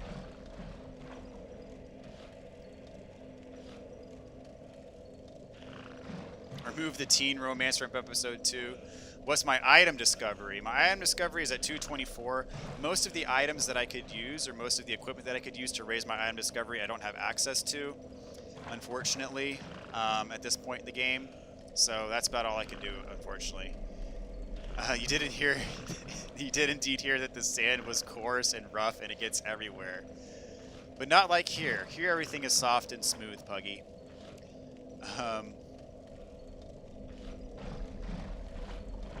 Sand is annoying, to be honest. I'm with you there. I am Team Anakin all the way. I hate sand. Sand is annoying.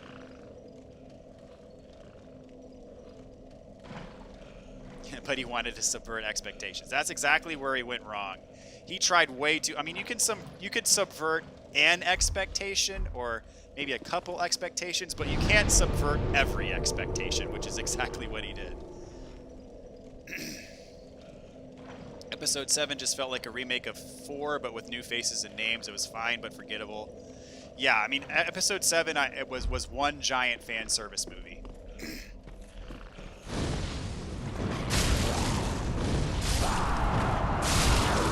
Which, I mean, isn't inherently bad, but you have to follow it up with something good, which they didn't. Oh, I got another one. Look at this. I'm getting the Wolf's Blood sword garage left and right here, guys. This is awesome.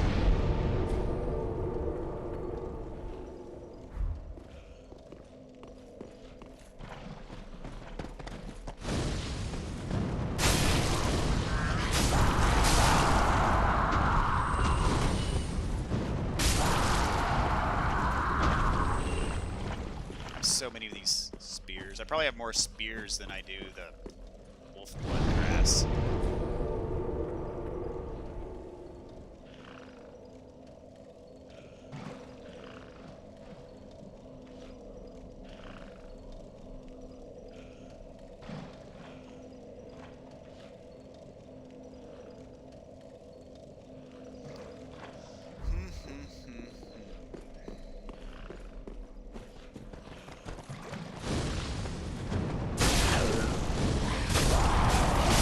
I found the formula for killing these guys quickly. Got another rot shield, oh boy.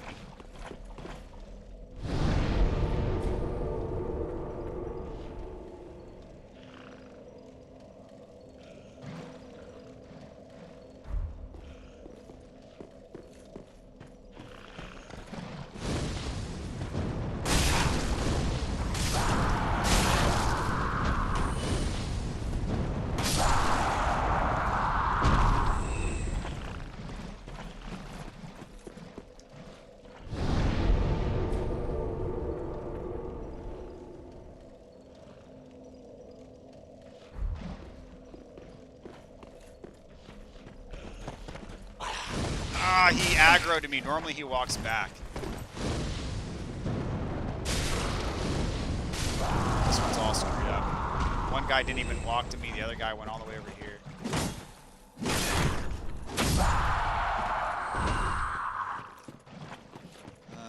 Okay.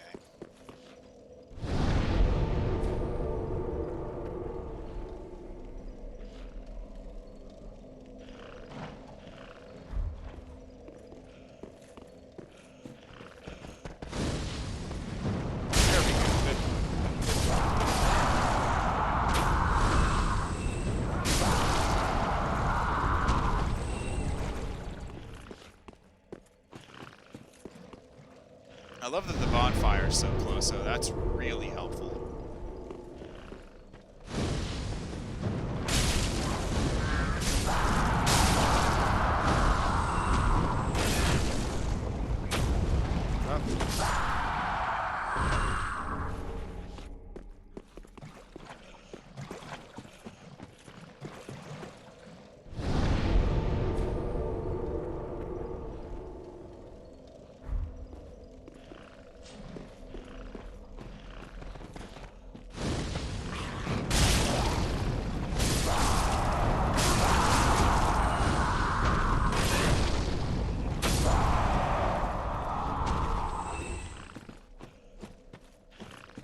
I'm just glad that they don't make me kill like the giant sludgy things that shoot projectiles at you that are really hard to kill in this level.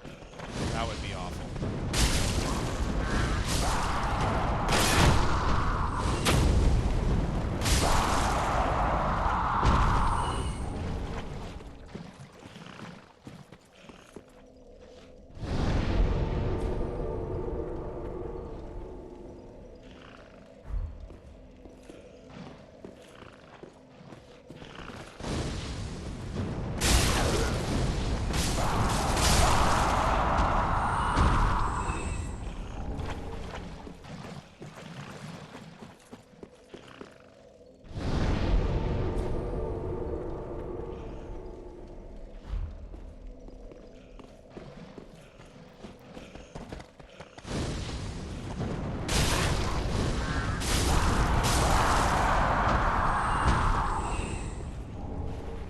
mean, I get why they had Rey find Luke and all that stuff. Like, I mean, I think the idea is that everything is cyclical.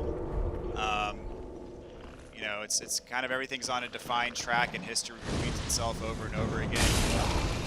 It's kind of like Dark Souls. There's always an age of light, and you know, you gotta have the guy going to try to light the flame again, yada yada yada, and it happens over and over and over again.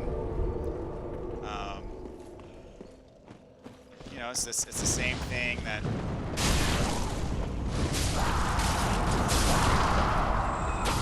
You know, the old master has to find a new apprentice, and that's how the system works.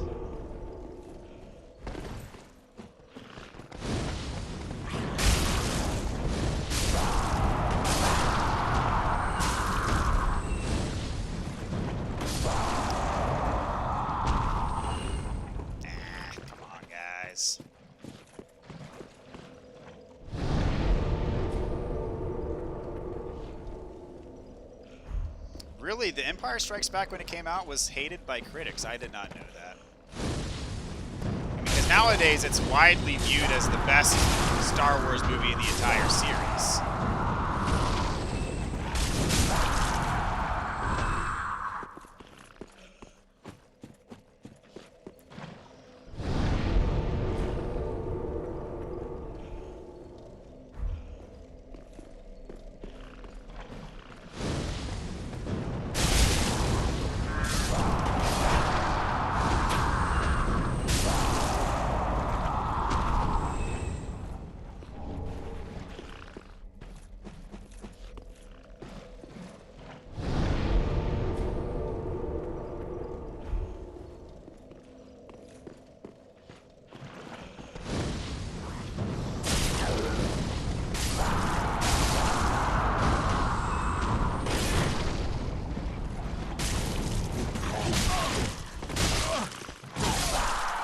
I wouldn't say Dark Souls 3 is exactly the same as Dark Souls 1, note for note.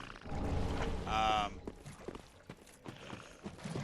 mean, there are definitely references and similarities here and there, and of course, you know, there are callbacks and all that good stuff, but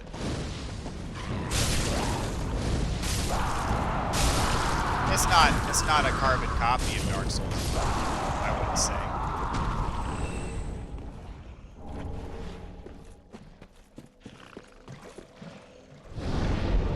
You like the memes from the sequels, but you don't have the same fascination with the sequels as you do with the prequels. Yeah, there are decent memes from the sequels, but prequel memes is where it's all at. That's where all the good stuff is in the prequels. The prequel memes are glorious.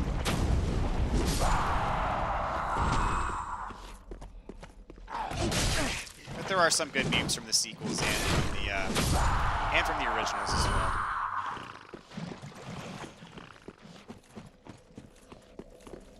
What the prequels told us, though, is that George Lucas can come up with a compelling story, but he is terrible at writing a script.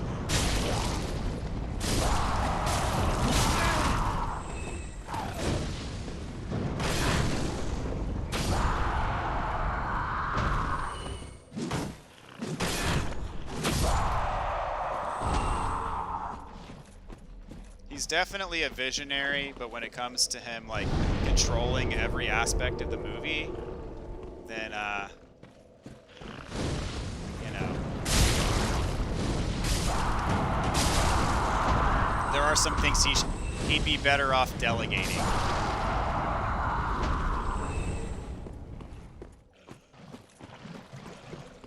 That said, I still absolutely adore the prequels.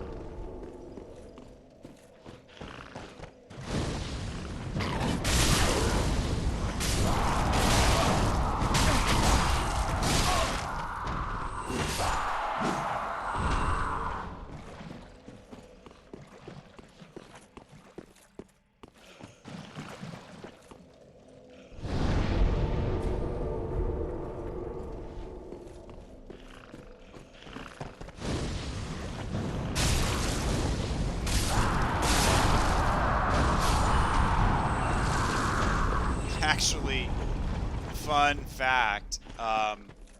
When I was a freshman in high school, it was the summer after my freshman in high school. My freshman year of high school, I went on a date with a girl to see episode 2. And it was probably like my 5th time to see the movie in theaters. Because me and my brother, like my older brother who's 10 years older than me, like my brother would come home from work and he'd be like, hey Kevin, you want to go see episode 2? And I'd be like, oh yeah, of course. And we just go. We just go to see the movie just randomly on a weeknight. And that was good times. And then I'd seen the movie several times already. I actually went on a date to go see the movie. And I don't think we went on very many dates after that one. But still, it happened. And my freshman, sophomore year of high school version of me was pretty pumped about that.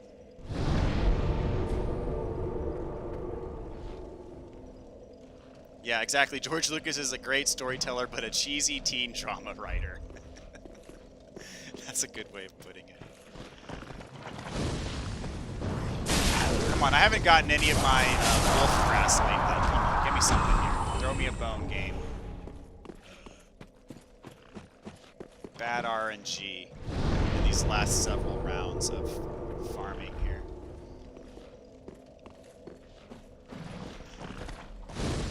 No, don't walk towards me. Walk away from me.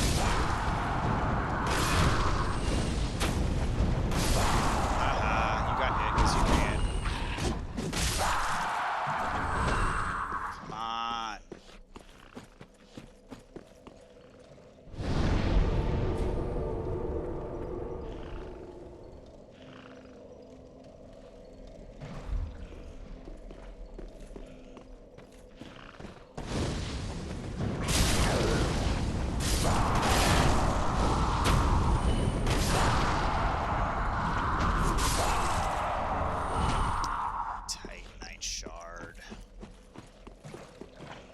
Whoops, I didn't mean to Estus there. Wrong button. Wrong button.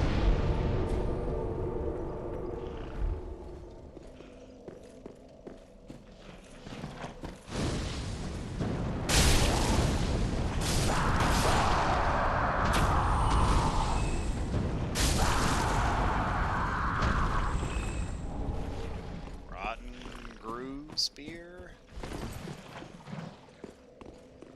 George wanted a space opera, but the exec said no. When he got to make the prequels, no one could tell him no.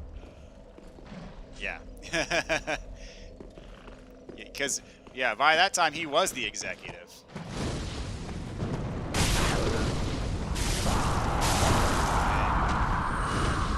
He decided to do pretty much everything by himself. Goes to show that getting input from someone else every once in a while ain't such a bad idea, even if you are one of the most respected filmmakers of all time.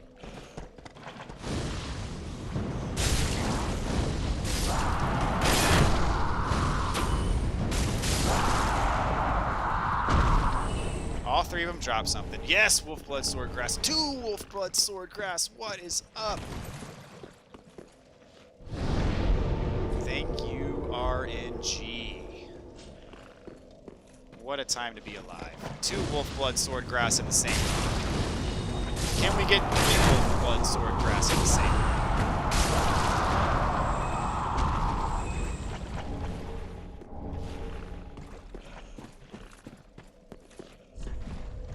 I wish I'd get more invasions. Oh well. I've only gotten 1 so far. I mean, granted, I'd probably have to stick around for longer before respawning at the bonfire, but I don't want to wait too long, because that could end up being more of a waste of time, unfortunately.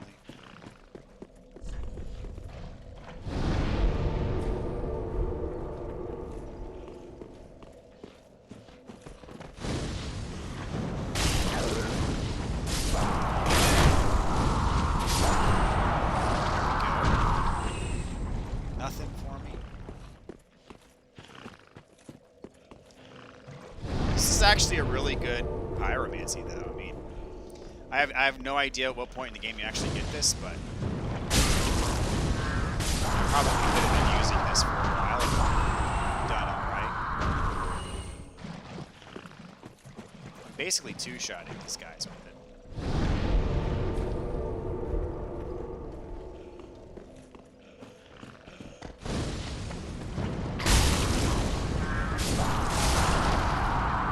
I'm also glad it doesn't knock me on the edge.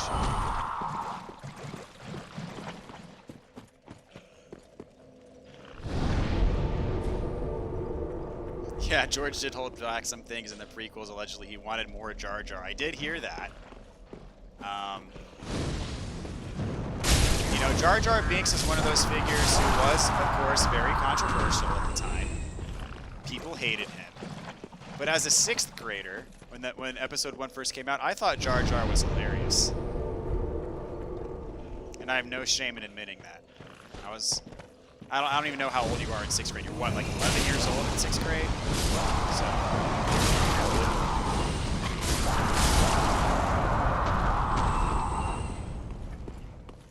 Or I think I was like 12. 11 or 12 when that movie came out.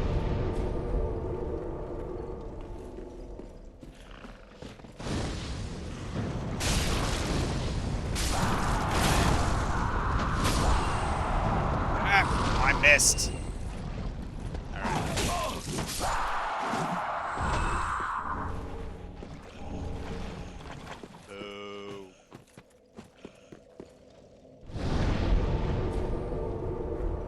Then you have the whole fan theory that Jar Jar is really a Sith Lord.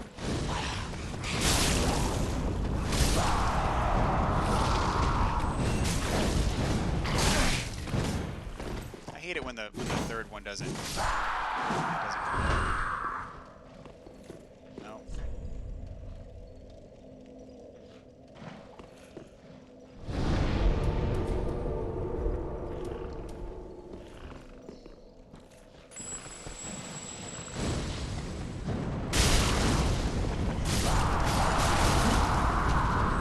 I missed you.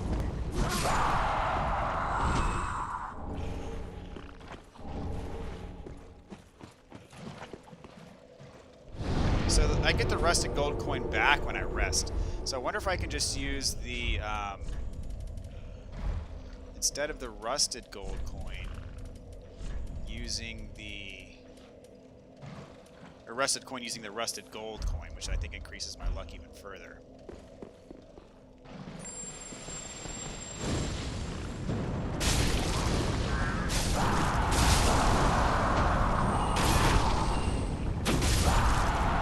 There we go. Got a sword crest there. Not too shabby. And do I get it back? I sure do not. Oh well, I'll use all of these.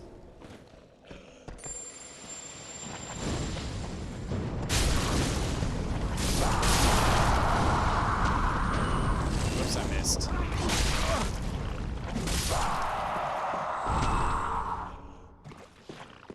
No luck.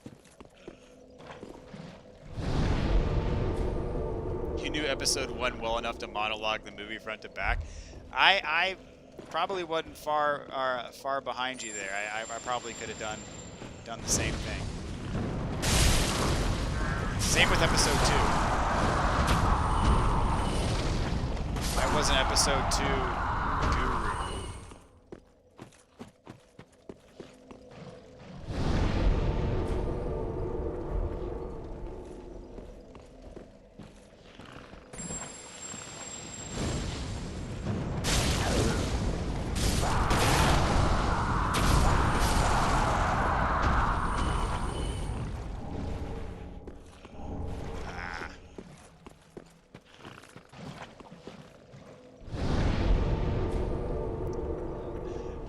Impossible. Perhaps the archives are incomplete. If an item does not appear in our records, it does not exist.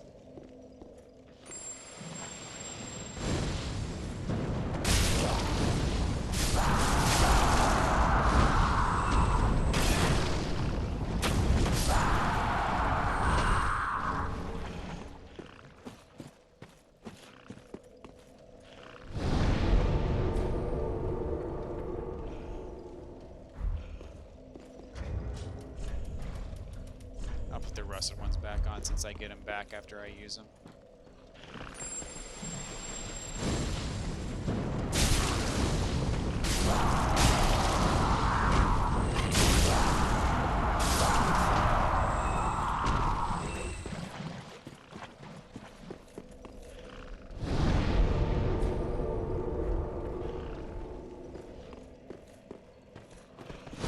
Good talk, guys, on Star Wars.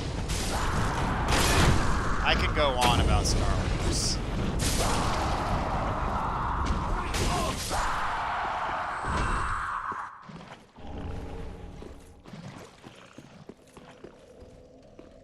Whoops. I did not mean to do that. Have I ever heard the story of Darth Plagueis the Wise? It's not one the Jedi would tell you.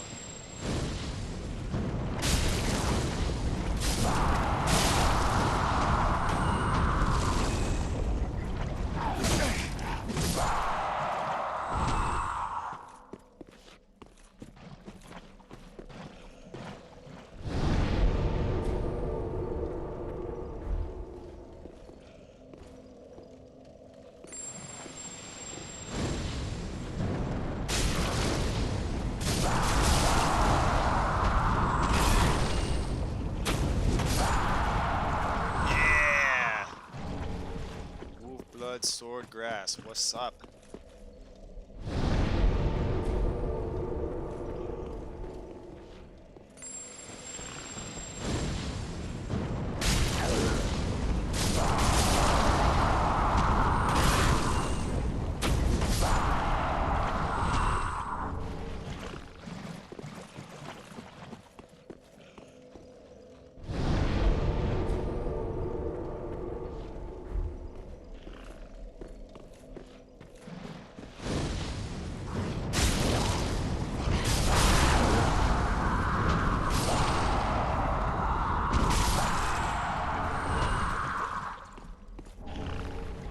So he lived by taking the body of his apprentice Palpatine. So is that part of the canon of Darth Plagueis that got overruled when the sequel trilogy came out?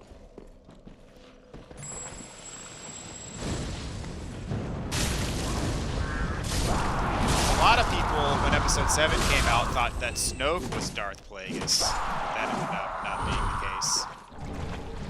Oh yeah, I'm invading another world. This is my second one. I want to put on a parry shield. Where's my parry shield? I got too many of those.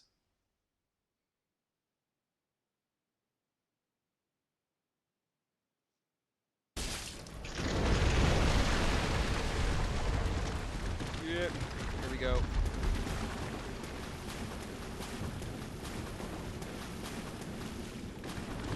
Where's the trespasser? So can the crabs hurt me?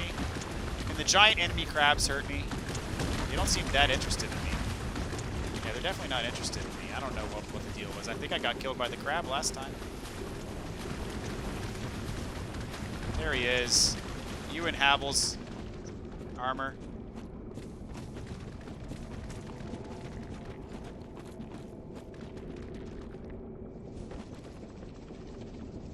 Hi.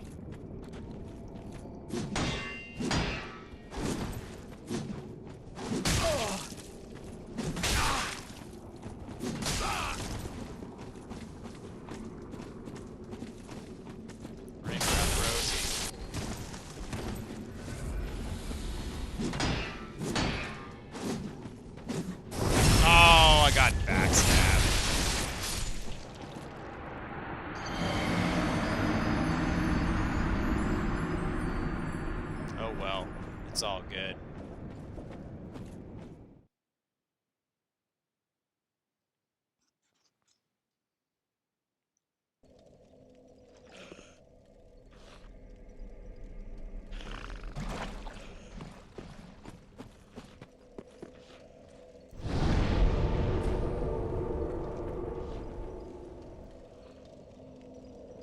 Anakin was going to be his new body. Okay.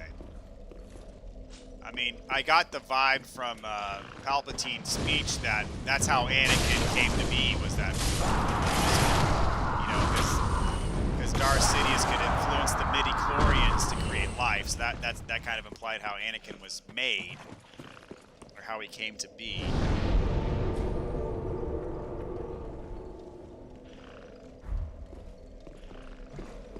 Maybe Anakin was like Darth Plagueis' Horcrux or something.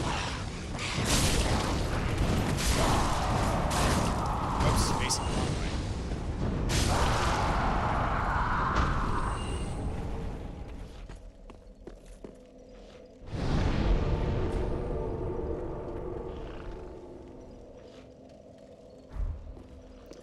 Plagueis died, was zapped by Palpatine in his sleep. Yeah, that's what I assumed happened, that Palpatine killed him. Ironic. He could stop others from dying, but not himself.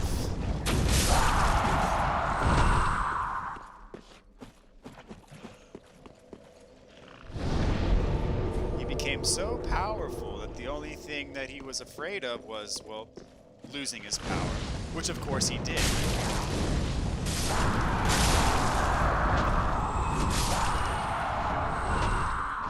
Oh no, don't fall down, you had something for me.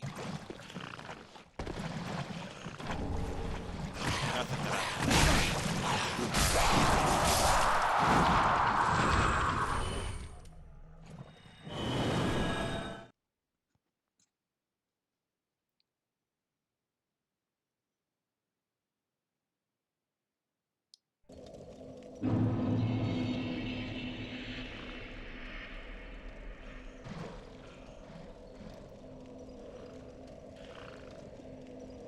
So you're saying Mace Windu revealed Palpatine's true form in their fight.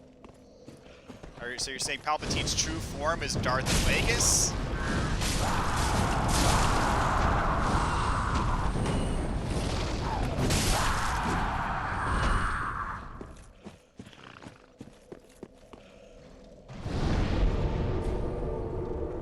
This attack on my life has left me scarred and deformed.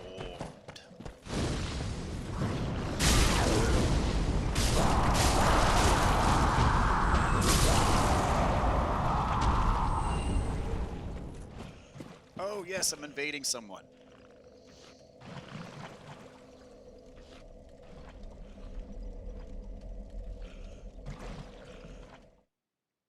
So he wanted Luke to replace Anakin because his body was destroyed. Interesting. Yes, his body was indeed destroyed. JT the Sleepless.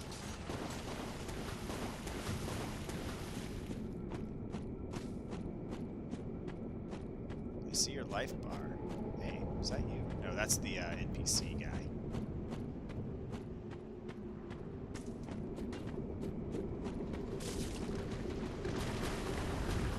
Do your thing, giant enemy crab. Just like dancing around. Where are you?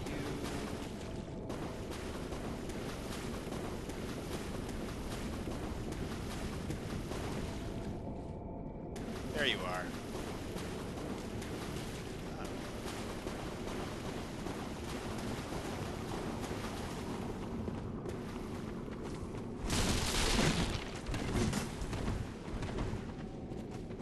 Nice rolling.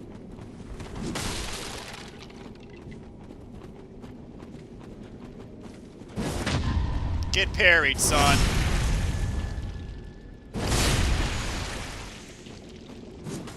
Oh, you got away, you piece of crap. There we go. Gotcha. That riposte did all but like 1 HP of his damage.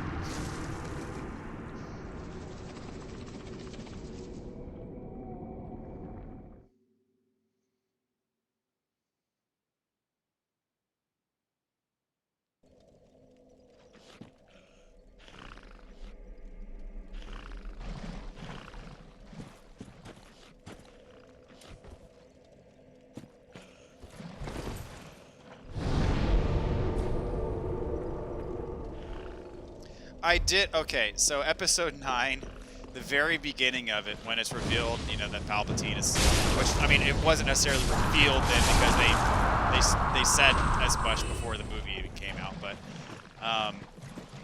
When Palpatine quotes Episode 3 at the very beginning of Episode 9, I don't care how crazy the idea that he was still alive was, I was already on board. Because he goes, at the beginning of Episode 9, he goes like, the dark side is a pathway to many abilities, some considered to be unnatural. So I was like, once he said that, I'm like, okay, I'm on board. Because that's one of my favorite lines from Episode 3. And I was like, all right, they're quoting, they're prequel memeing in the sequels. So I was on board right then and there. As ridiculous as it was that he was still alive, I didn't care anymore after that point.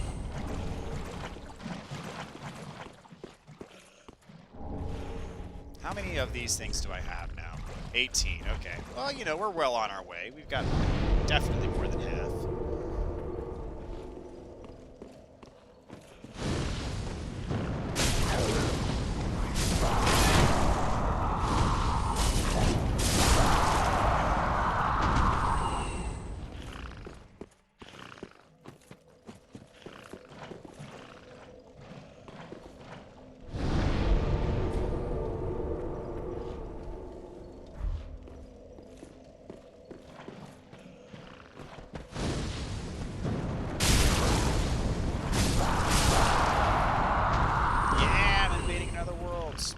Let's go.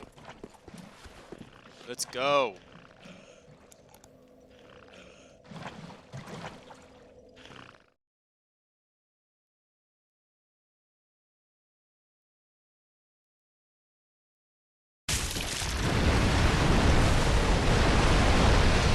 Starting off right in the thick of it. I like it.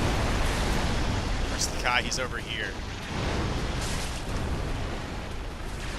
Gonna Estes. Got some helpers, huh? Like, nice lag, though.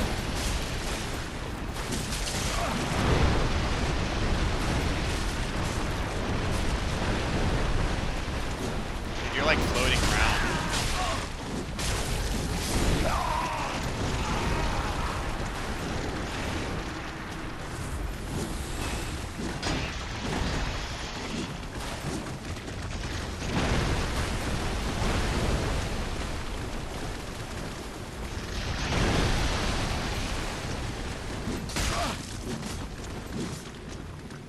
Alright, try to hit me, Bo. Come on. I'm right here. Just walk up to me and hit me. Do it. Do it. I dare you. No, not with that. Hit me with your sword.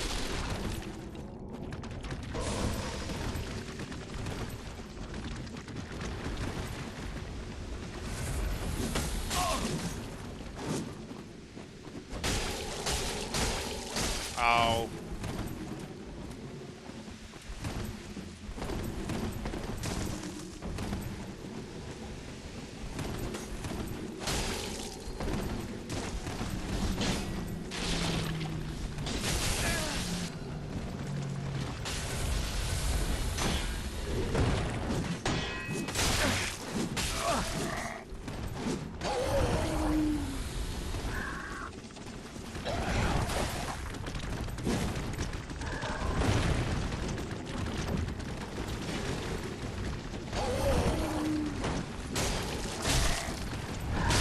You, but there is a bit of lag.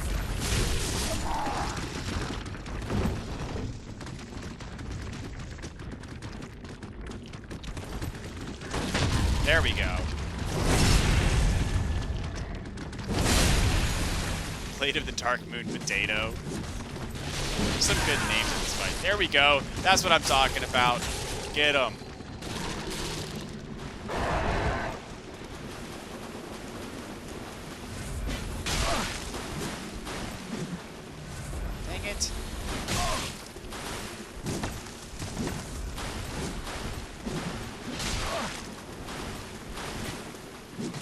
I have to get the kill to get my grass or whatever.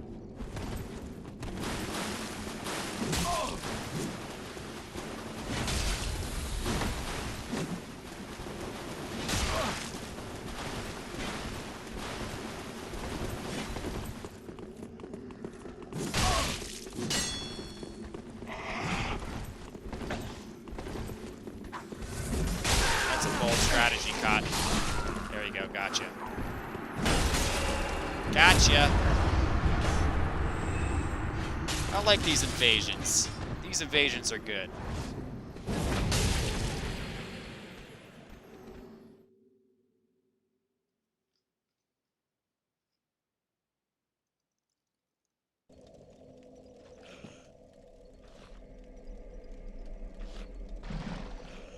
Alright, guess I gotta go back to the bonfire here. Get these enemies respawned.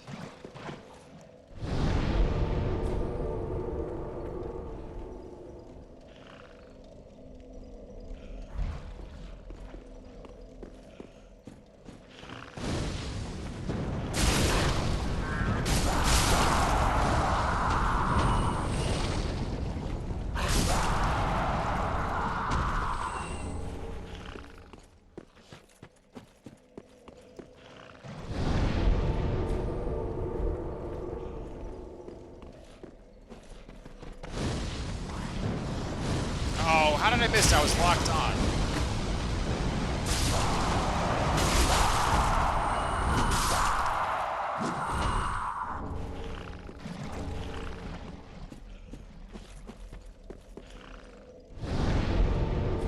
Kylo dies by being too sexy and implodes. Hey, he's got the symbol of avarice. I'm jealous, bro. You're doing the same exact thing I'm doing, but you got the proper gear. If I remember right, in Dark Souls 1 and Dark Souls 2, you find it, you know, in the environment, but in this game, it's purely a drop.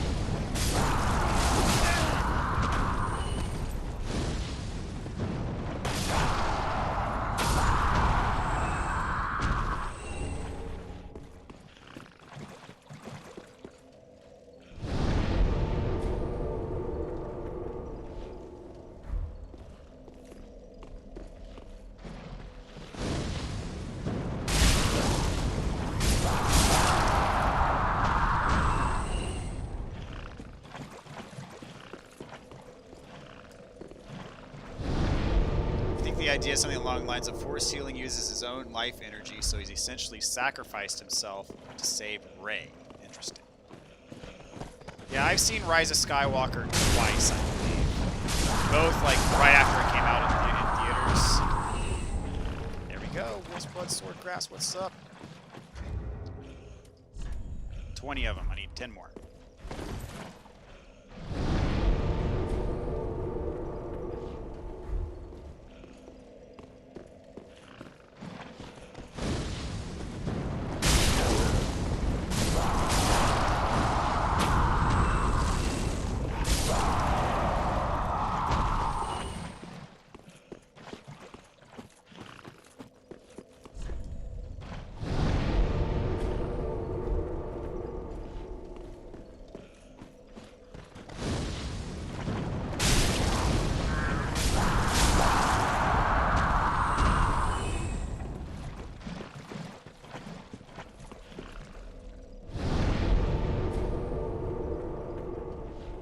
The writers just made stuff up on the spot, I bet. Yeah, I mean, the thing about episode 9 was you could clearly tell that, like, J.J. Abrams was partial to his kind of original vision. So just as Rian Johnson crapped over everything that J.J. Abrams did in episode 7, J.J. Abrams then went back in episode 9 and crapped on everything that Rian Johnson tried to set up in episode 8.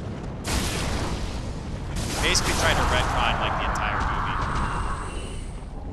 There we go.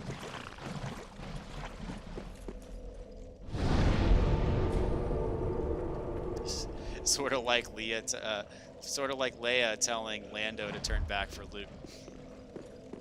You know, convenient plot devices are convenient.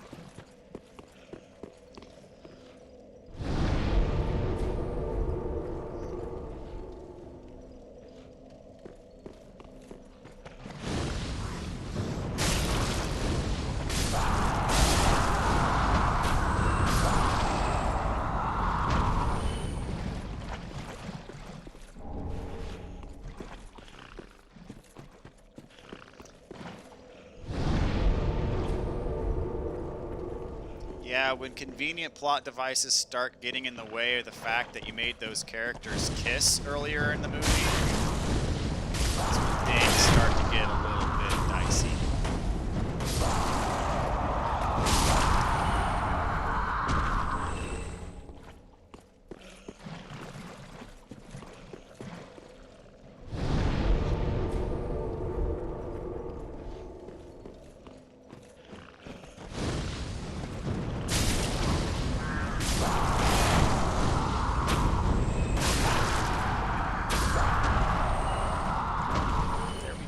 That's number 22.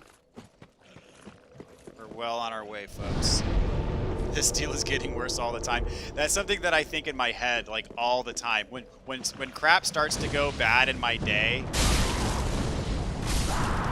that line enters my head relatively frequently.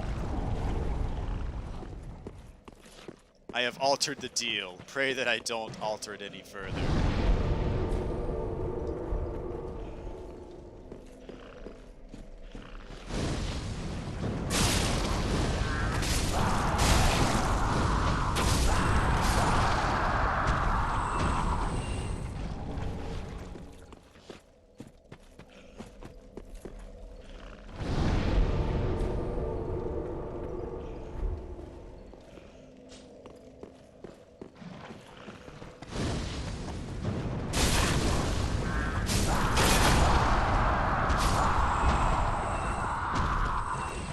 Yeah, your impression was that JJ didn't want to take any risks and was happy to stick close to the formula, while Rian Johnson wanted to do something new and original.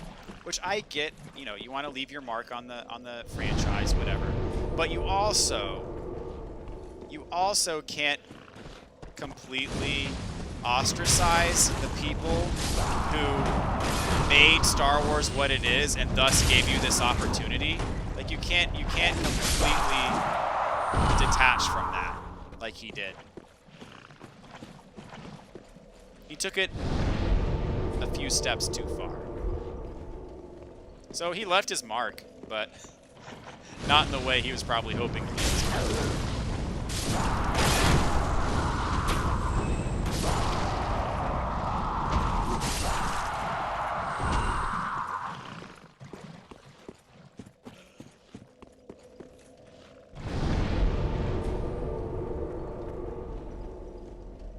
Like the robot chicken sketch of the deal getting worse. I think I've seen that before. It's been a while, but I'm pretty sure I've seen that. Robot chicken, man. I haven't heard robot chicken spoken of in quite some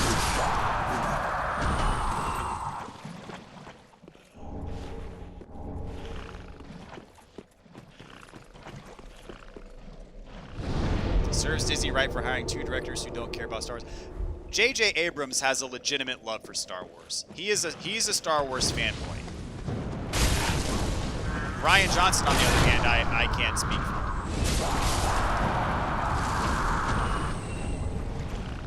Huh, my Titanite shards are going to storage now because I have so many of them. And Rian Johnson, interestingly enough, also happened to direct the best and worst episodes of Breaking Bad.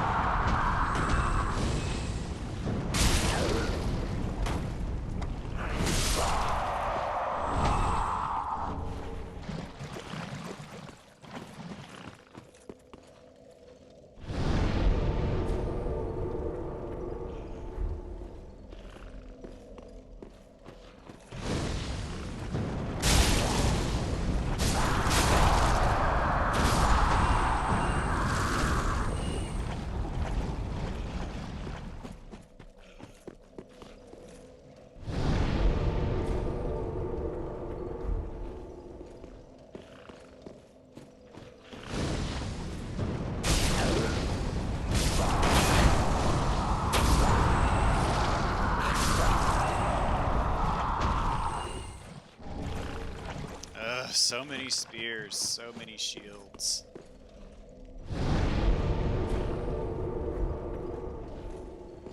I want to get summoned, or I want to get brought into someone else's game again.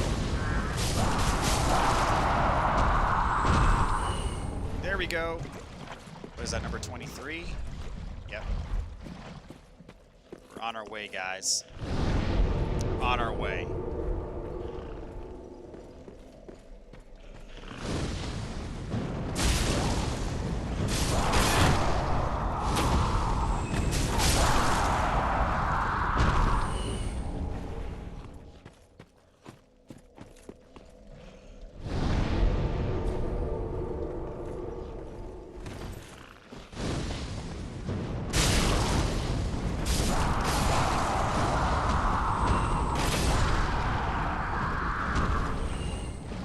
Yes! 24.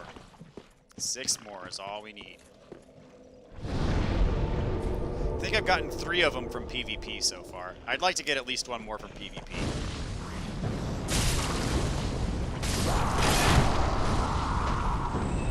Oops. I missed that one.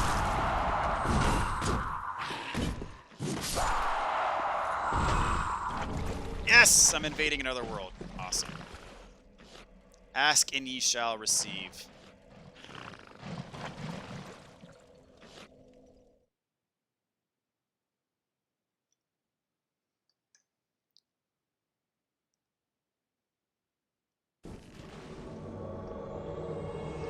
There's my homeboy. There he is. Trespasser Fish. With the 1. What's up, Trespasser Fish?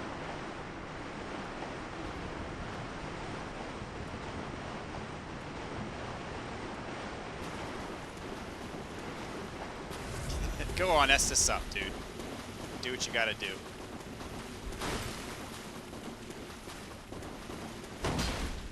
I don't think I can parry you when you're two-handing though.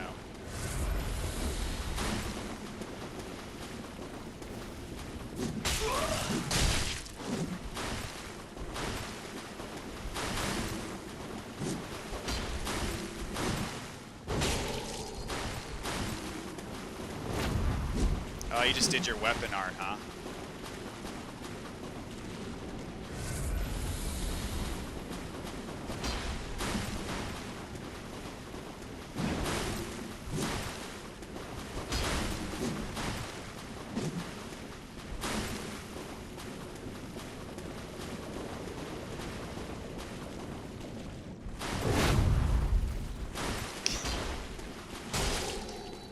Ah! Come on.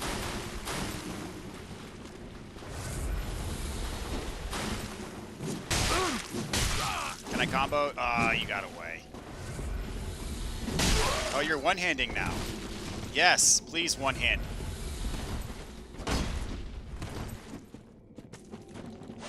There we go.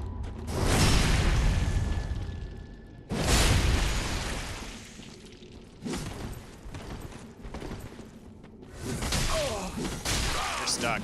Oh, you got away again. Dang it.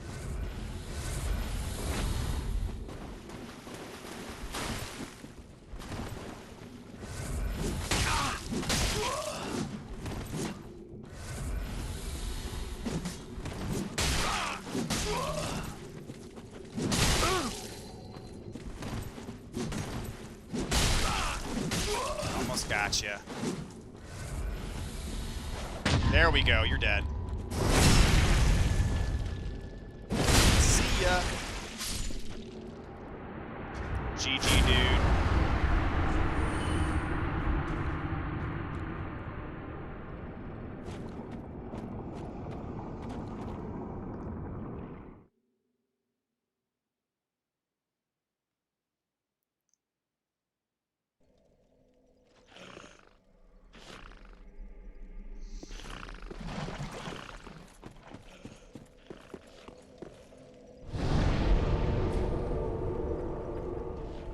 That was a Goosebumps story, you believe. Ask and you shall receive.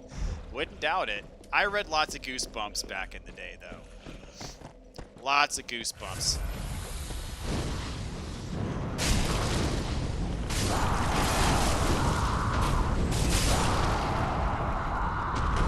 Kids these days, man. You'll never know. The joy of getting the new book fair catalog and seeing the new Goosebumps books that came out.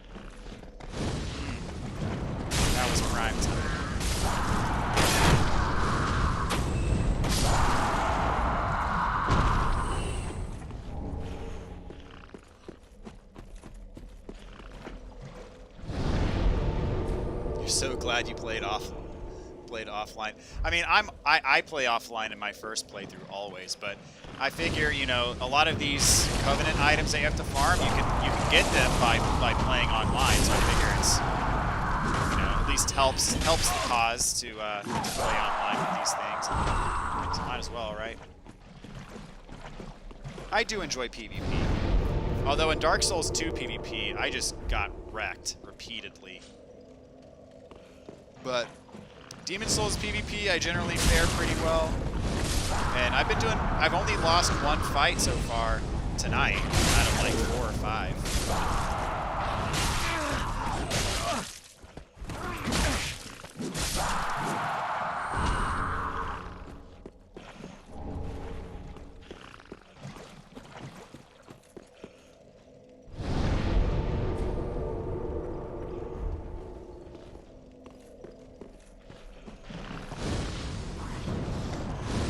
What? I was locked on. Why did that hit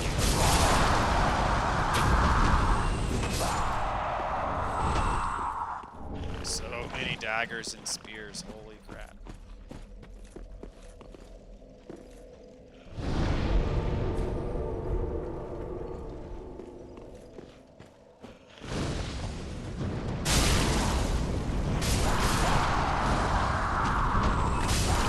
I love the damage. I love the fact that the pool of lava that's underneath him after you use this move on him still does like lingering damage to him.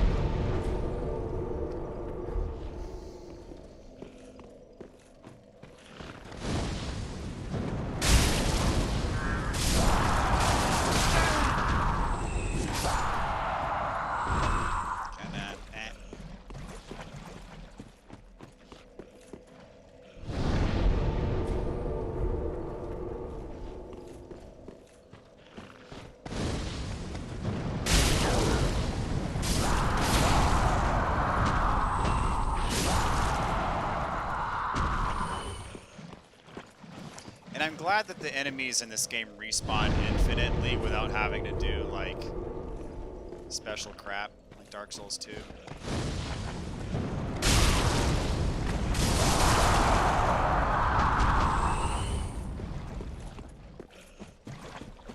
And I'm glad that soul memory is not a thing in this game.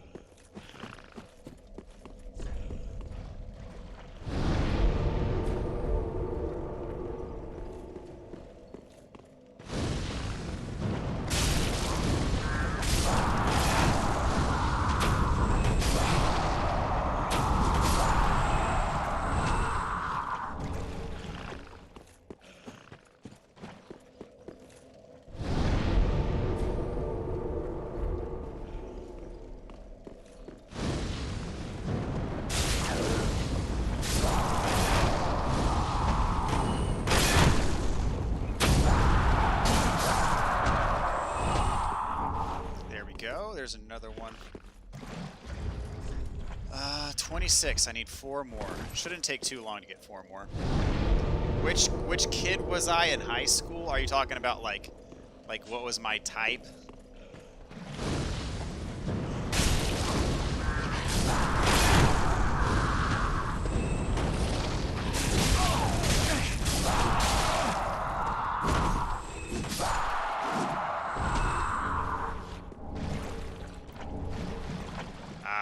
Drops and no wolf grass. That's sad.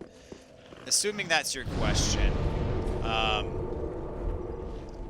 I was definitely kind of like a loner type kid. I mean, I had my group of friends, but we were definitely not the popular kids. I was kind of geeky. which I know is hard to believe. But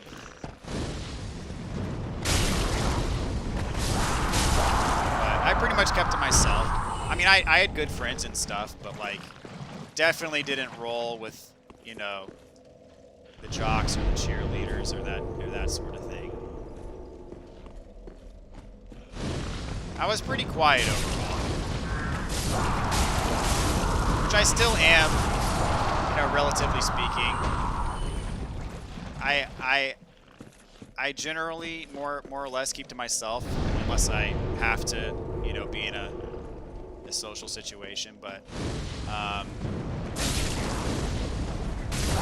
many would say that I'm a man of few words.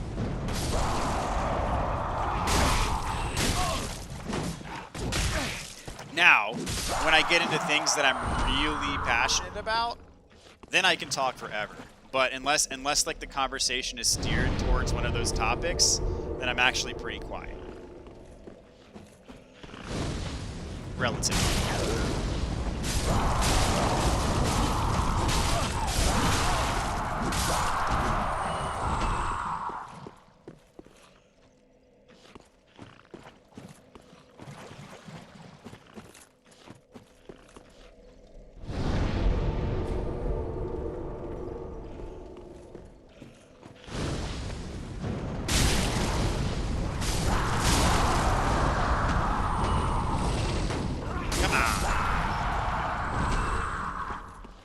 Another invasion would be cool. I'm always down for invasions. I sat in the corner enjoying chili by myself. They didn't really serve chili at my high school. But however, Fridays were taco salad days, and I was all about taco salad day. Taco salad day was the bomb.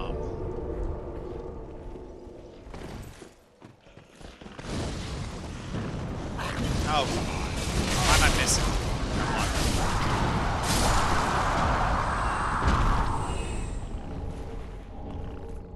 3 drops, no wolfgrass. Making me sad. Like, before I could drive myself to school, I literally sat on the bus with my portable CD player because that's what we had at the time.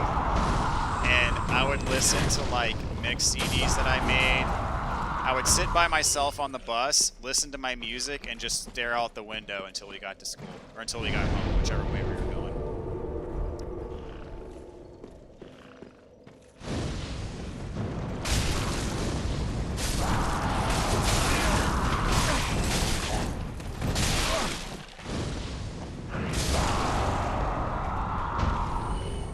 Come back here. Where'd you go? You're not getting away.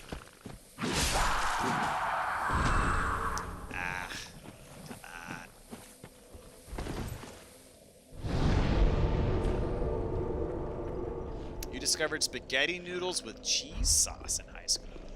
I'm a big fan of spaghetti, but I can't say I've ever had spaghetti noodles with, like, basically what you're talking is spaghetti but macaroni and cheese.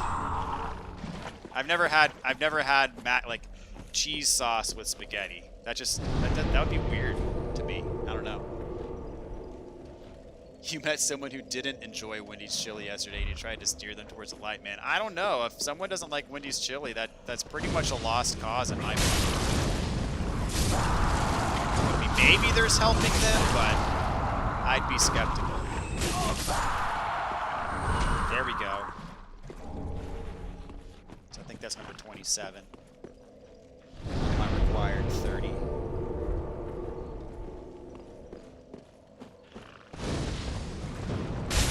I don't know if I can trust somebody who outright does not like Wendy's chili.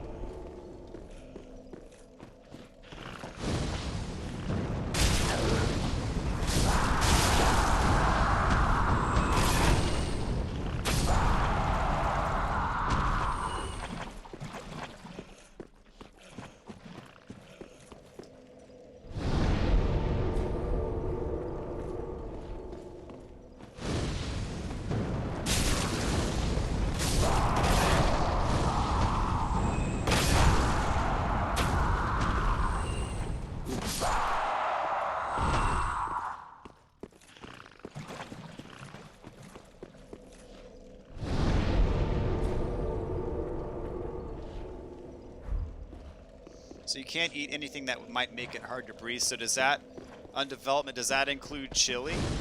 I'm guessing because that could possibly make it hard to breathe. That's hot.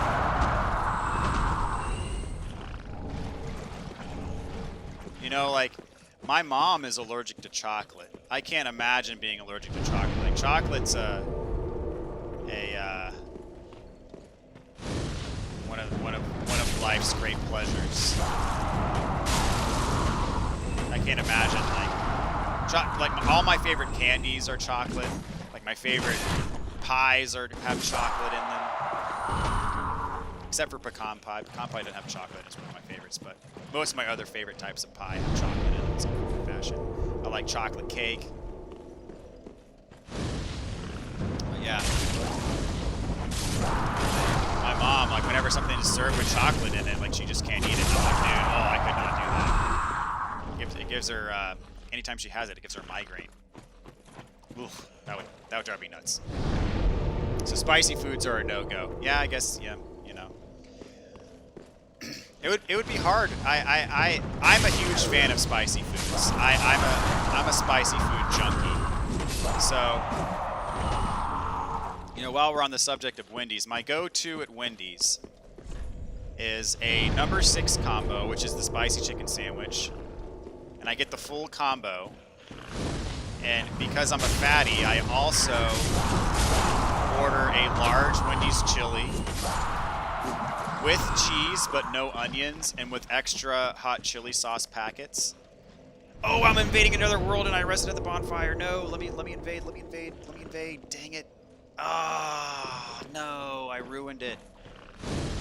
And then I get a 4-piece chicken nugget with sweet and sour sauce. That is my little slice of heaven on earth. And I used to get that way more frequently than I do now. When I was in college, my apartment was like around the corner from a Wendy's. And I would get that meal quite frequently, several times, probably at least a couple times a week. That was glorious.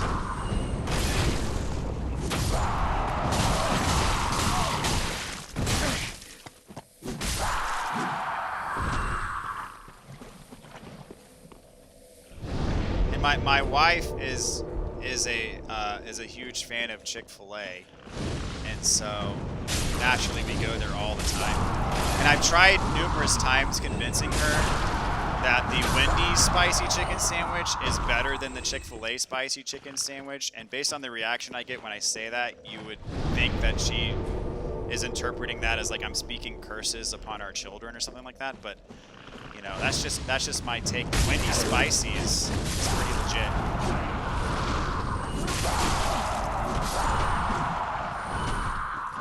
And Chick-fil-A doesn't have chili, so there's that too.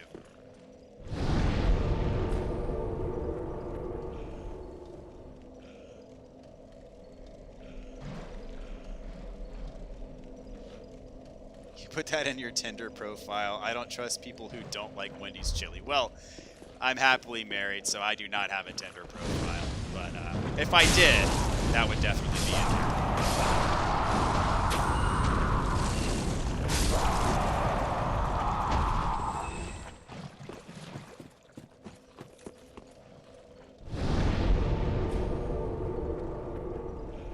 Oh, you're allergic to mint. Okay. Yeah, I mean, I like some things that are mint. Like, I like mint flavored gum, for example.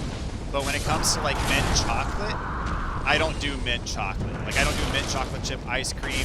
I don't do Girl Scout thin mint cookies. Like, for me, yes, got another one.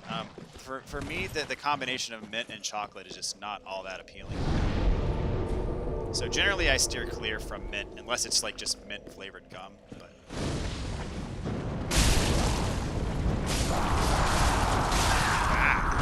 thanks for that.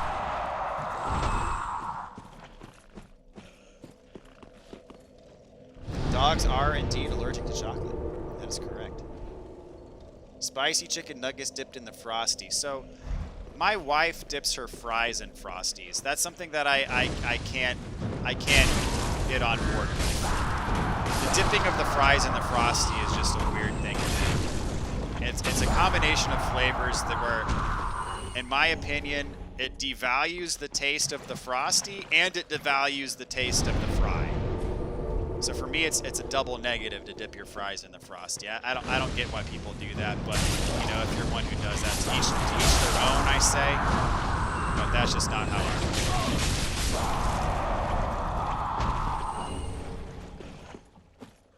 I've never tried dipping my chicken nuggets in my Frosty, but I assume it would be very similar to how much I don't like dipping fries in Frosties. Even though some people swear by it, I just can't do it.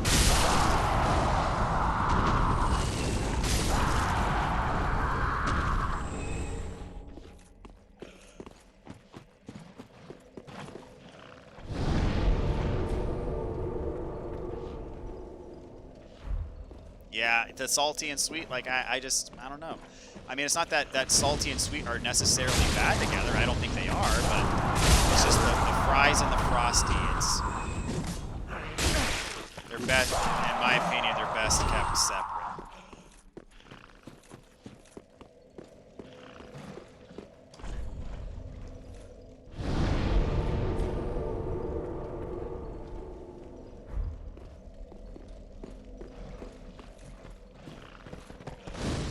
I'm also not a fan of pineapple on pizza. That's another no-go zone for me.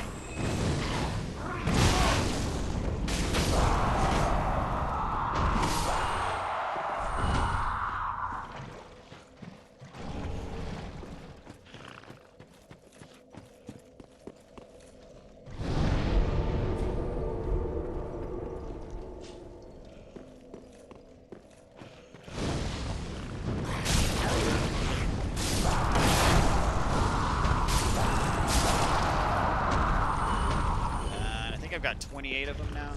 Yeah, we need 2 more.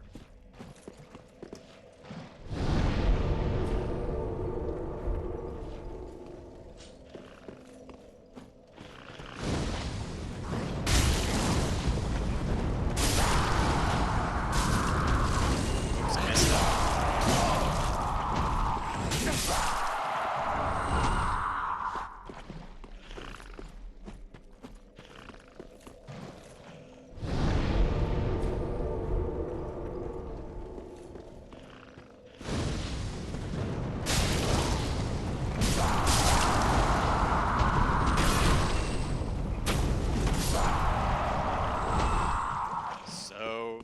Titanite shards.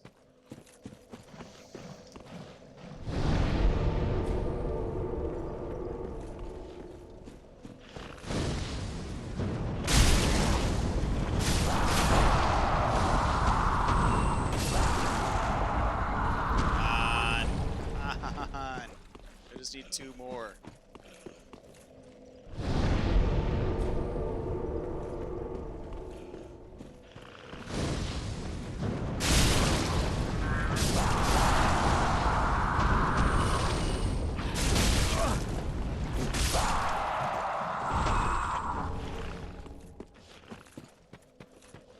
How long am I farming for? I'm farming for 30 of these, and I have 28 of them.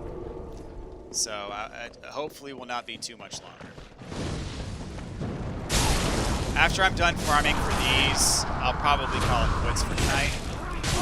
But I'm so close to getting there that I'm not going to call it quits until I get my 30. There it is. There's 29. If number 30 came from an invasion, that'd be pretty awesome.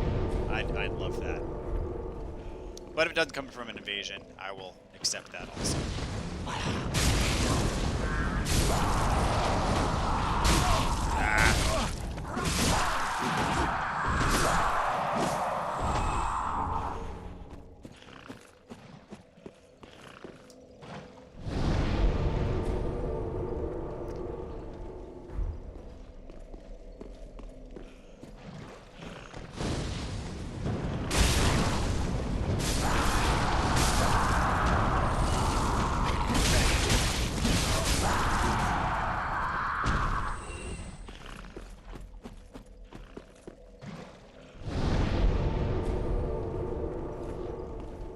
Honestly, it didn't take as long as I thought it would to get to 30. Because I think I started tonight with 1. So I'll take this. This wasn't too bad. The problem is I have to do this for like 3 or 4 other items to get other stuff, but that's what it is. Oh, you ended up with a lot of these just farming for souls. Interesting. I cannot say this.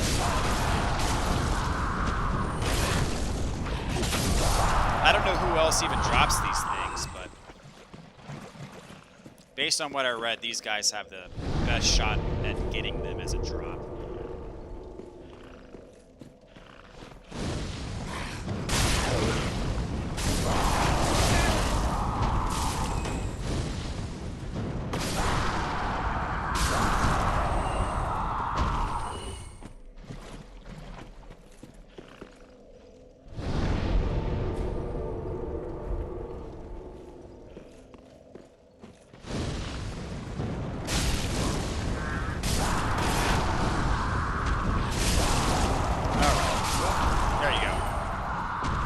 I got 3 drops here, guys. Will one of them be a Wolf's Blood Sword Grass?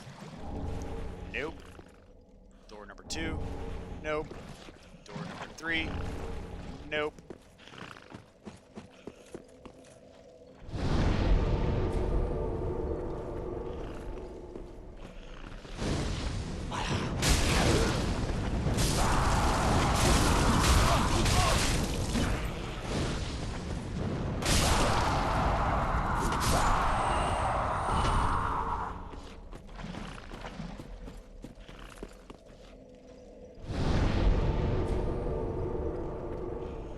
Oh, it has 2 Dark Knights. Okay, I see. I see.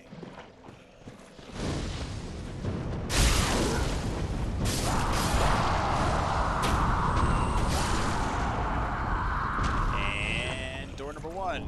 Nope. Door number 2. Nope. Sad day.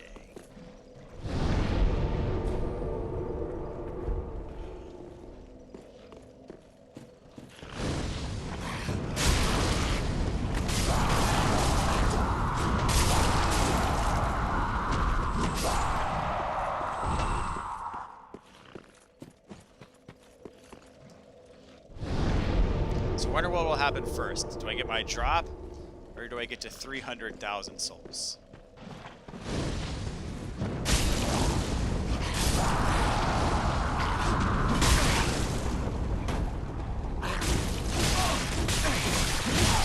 Oh, come on, guys.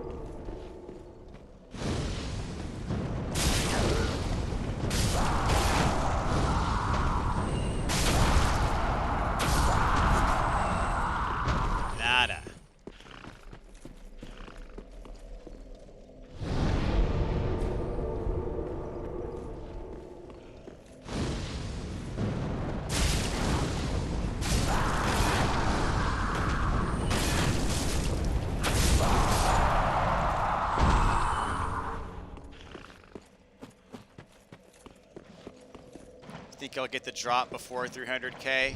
I think you're probably right, but at the same time, I wouldn't put it past the game to go that long without getting a drop either.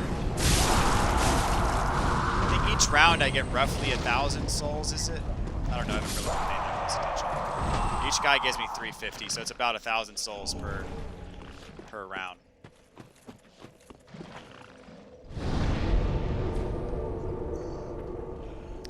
Well, the problem is, Darth, I would get the 700k souls, but I've already killed the last boss here, so it would already be too late for me to do that, because I would have to reload my previous save, which would then undo. There it is. Got it. I got another one. That's hilarious. I got 31 of them. Awesome. So I would undo everything I just did if I reloaded my save. So we'll travel to the old wolf. I will give him my tribute and receive my reward.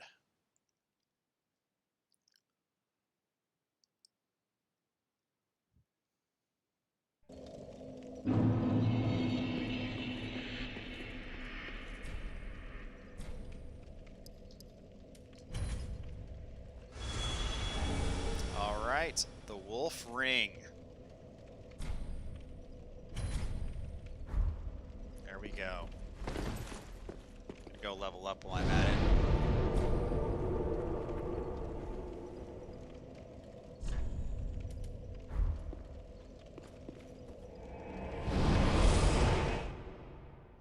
So yeah, I'm just gonna get that other ending on my New Game Plus playthrough, so shouldn't be too bad. Ashen one thou, then I am of the house. Very well, then. Let's see. Vitality, maybe? I don't know. I mean, I'm not really gonna be changing my equipment that much, but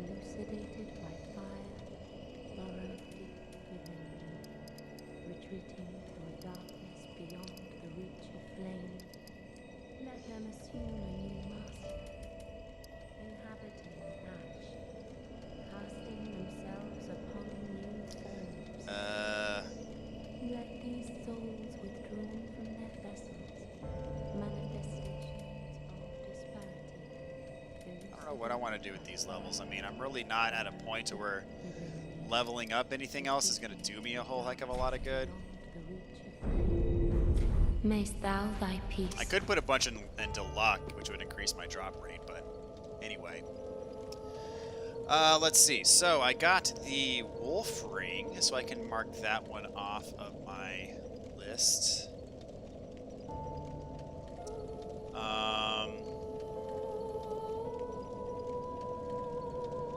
So now I need to get Rosaria's fingers, and I need to get proof of concords, and I need sunlight metals, and I need to level up the Mound Maker's Covenant, and I need human dregs. That'll probably be the next one that I go for. It's the human dregs. But for now, I'm going to call it quits for the night. So thank you guys so much for joining. It was good times. Had some good discussion going on. And, you know, a lot more fun to farm when you have company. That's for sure. So thank you guys for making it a lively evening tonight. And I guess I'll catch you guys during the next stream. So have a good night or good day wherever you're at. And looking forward to the next one, guys. I'll see you then. Take care.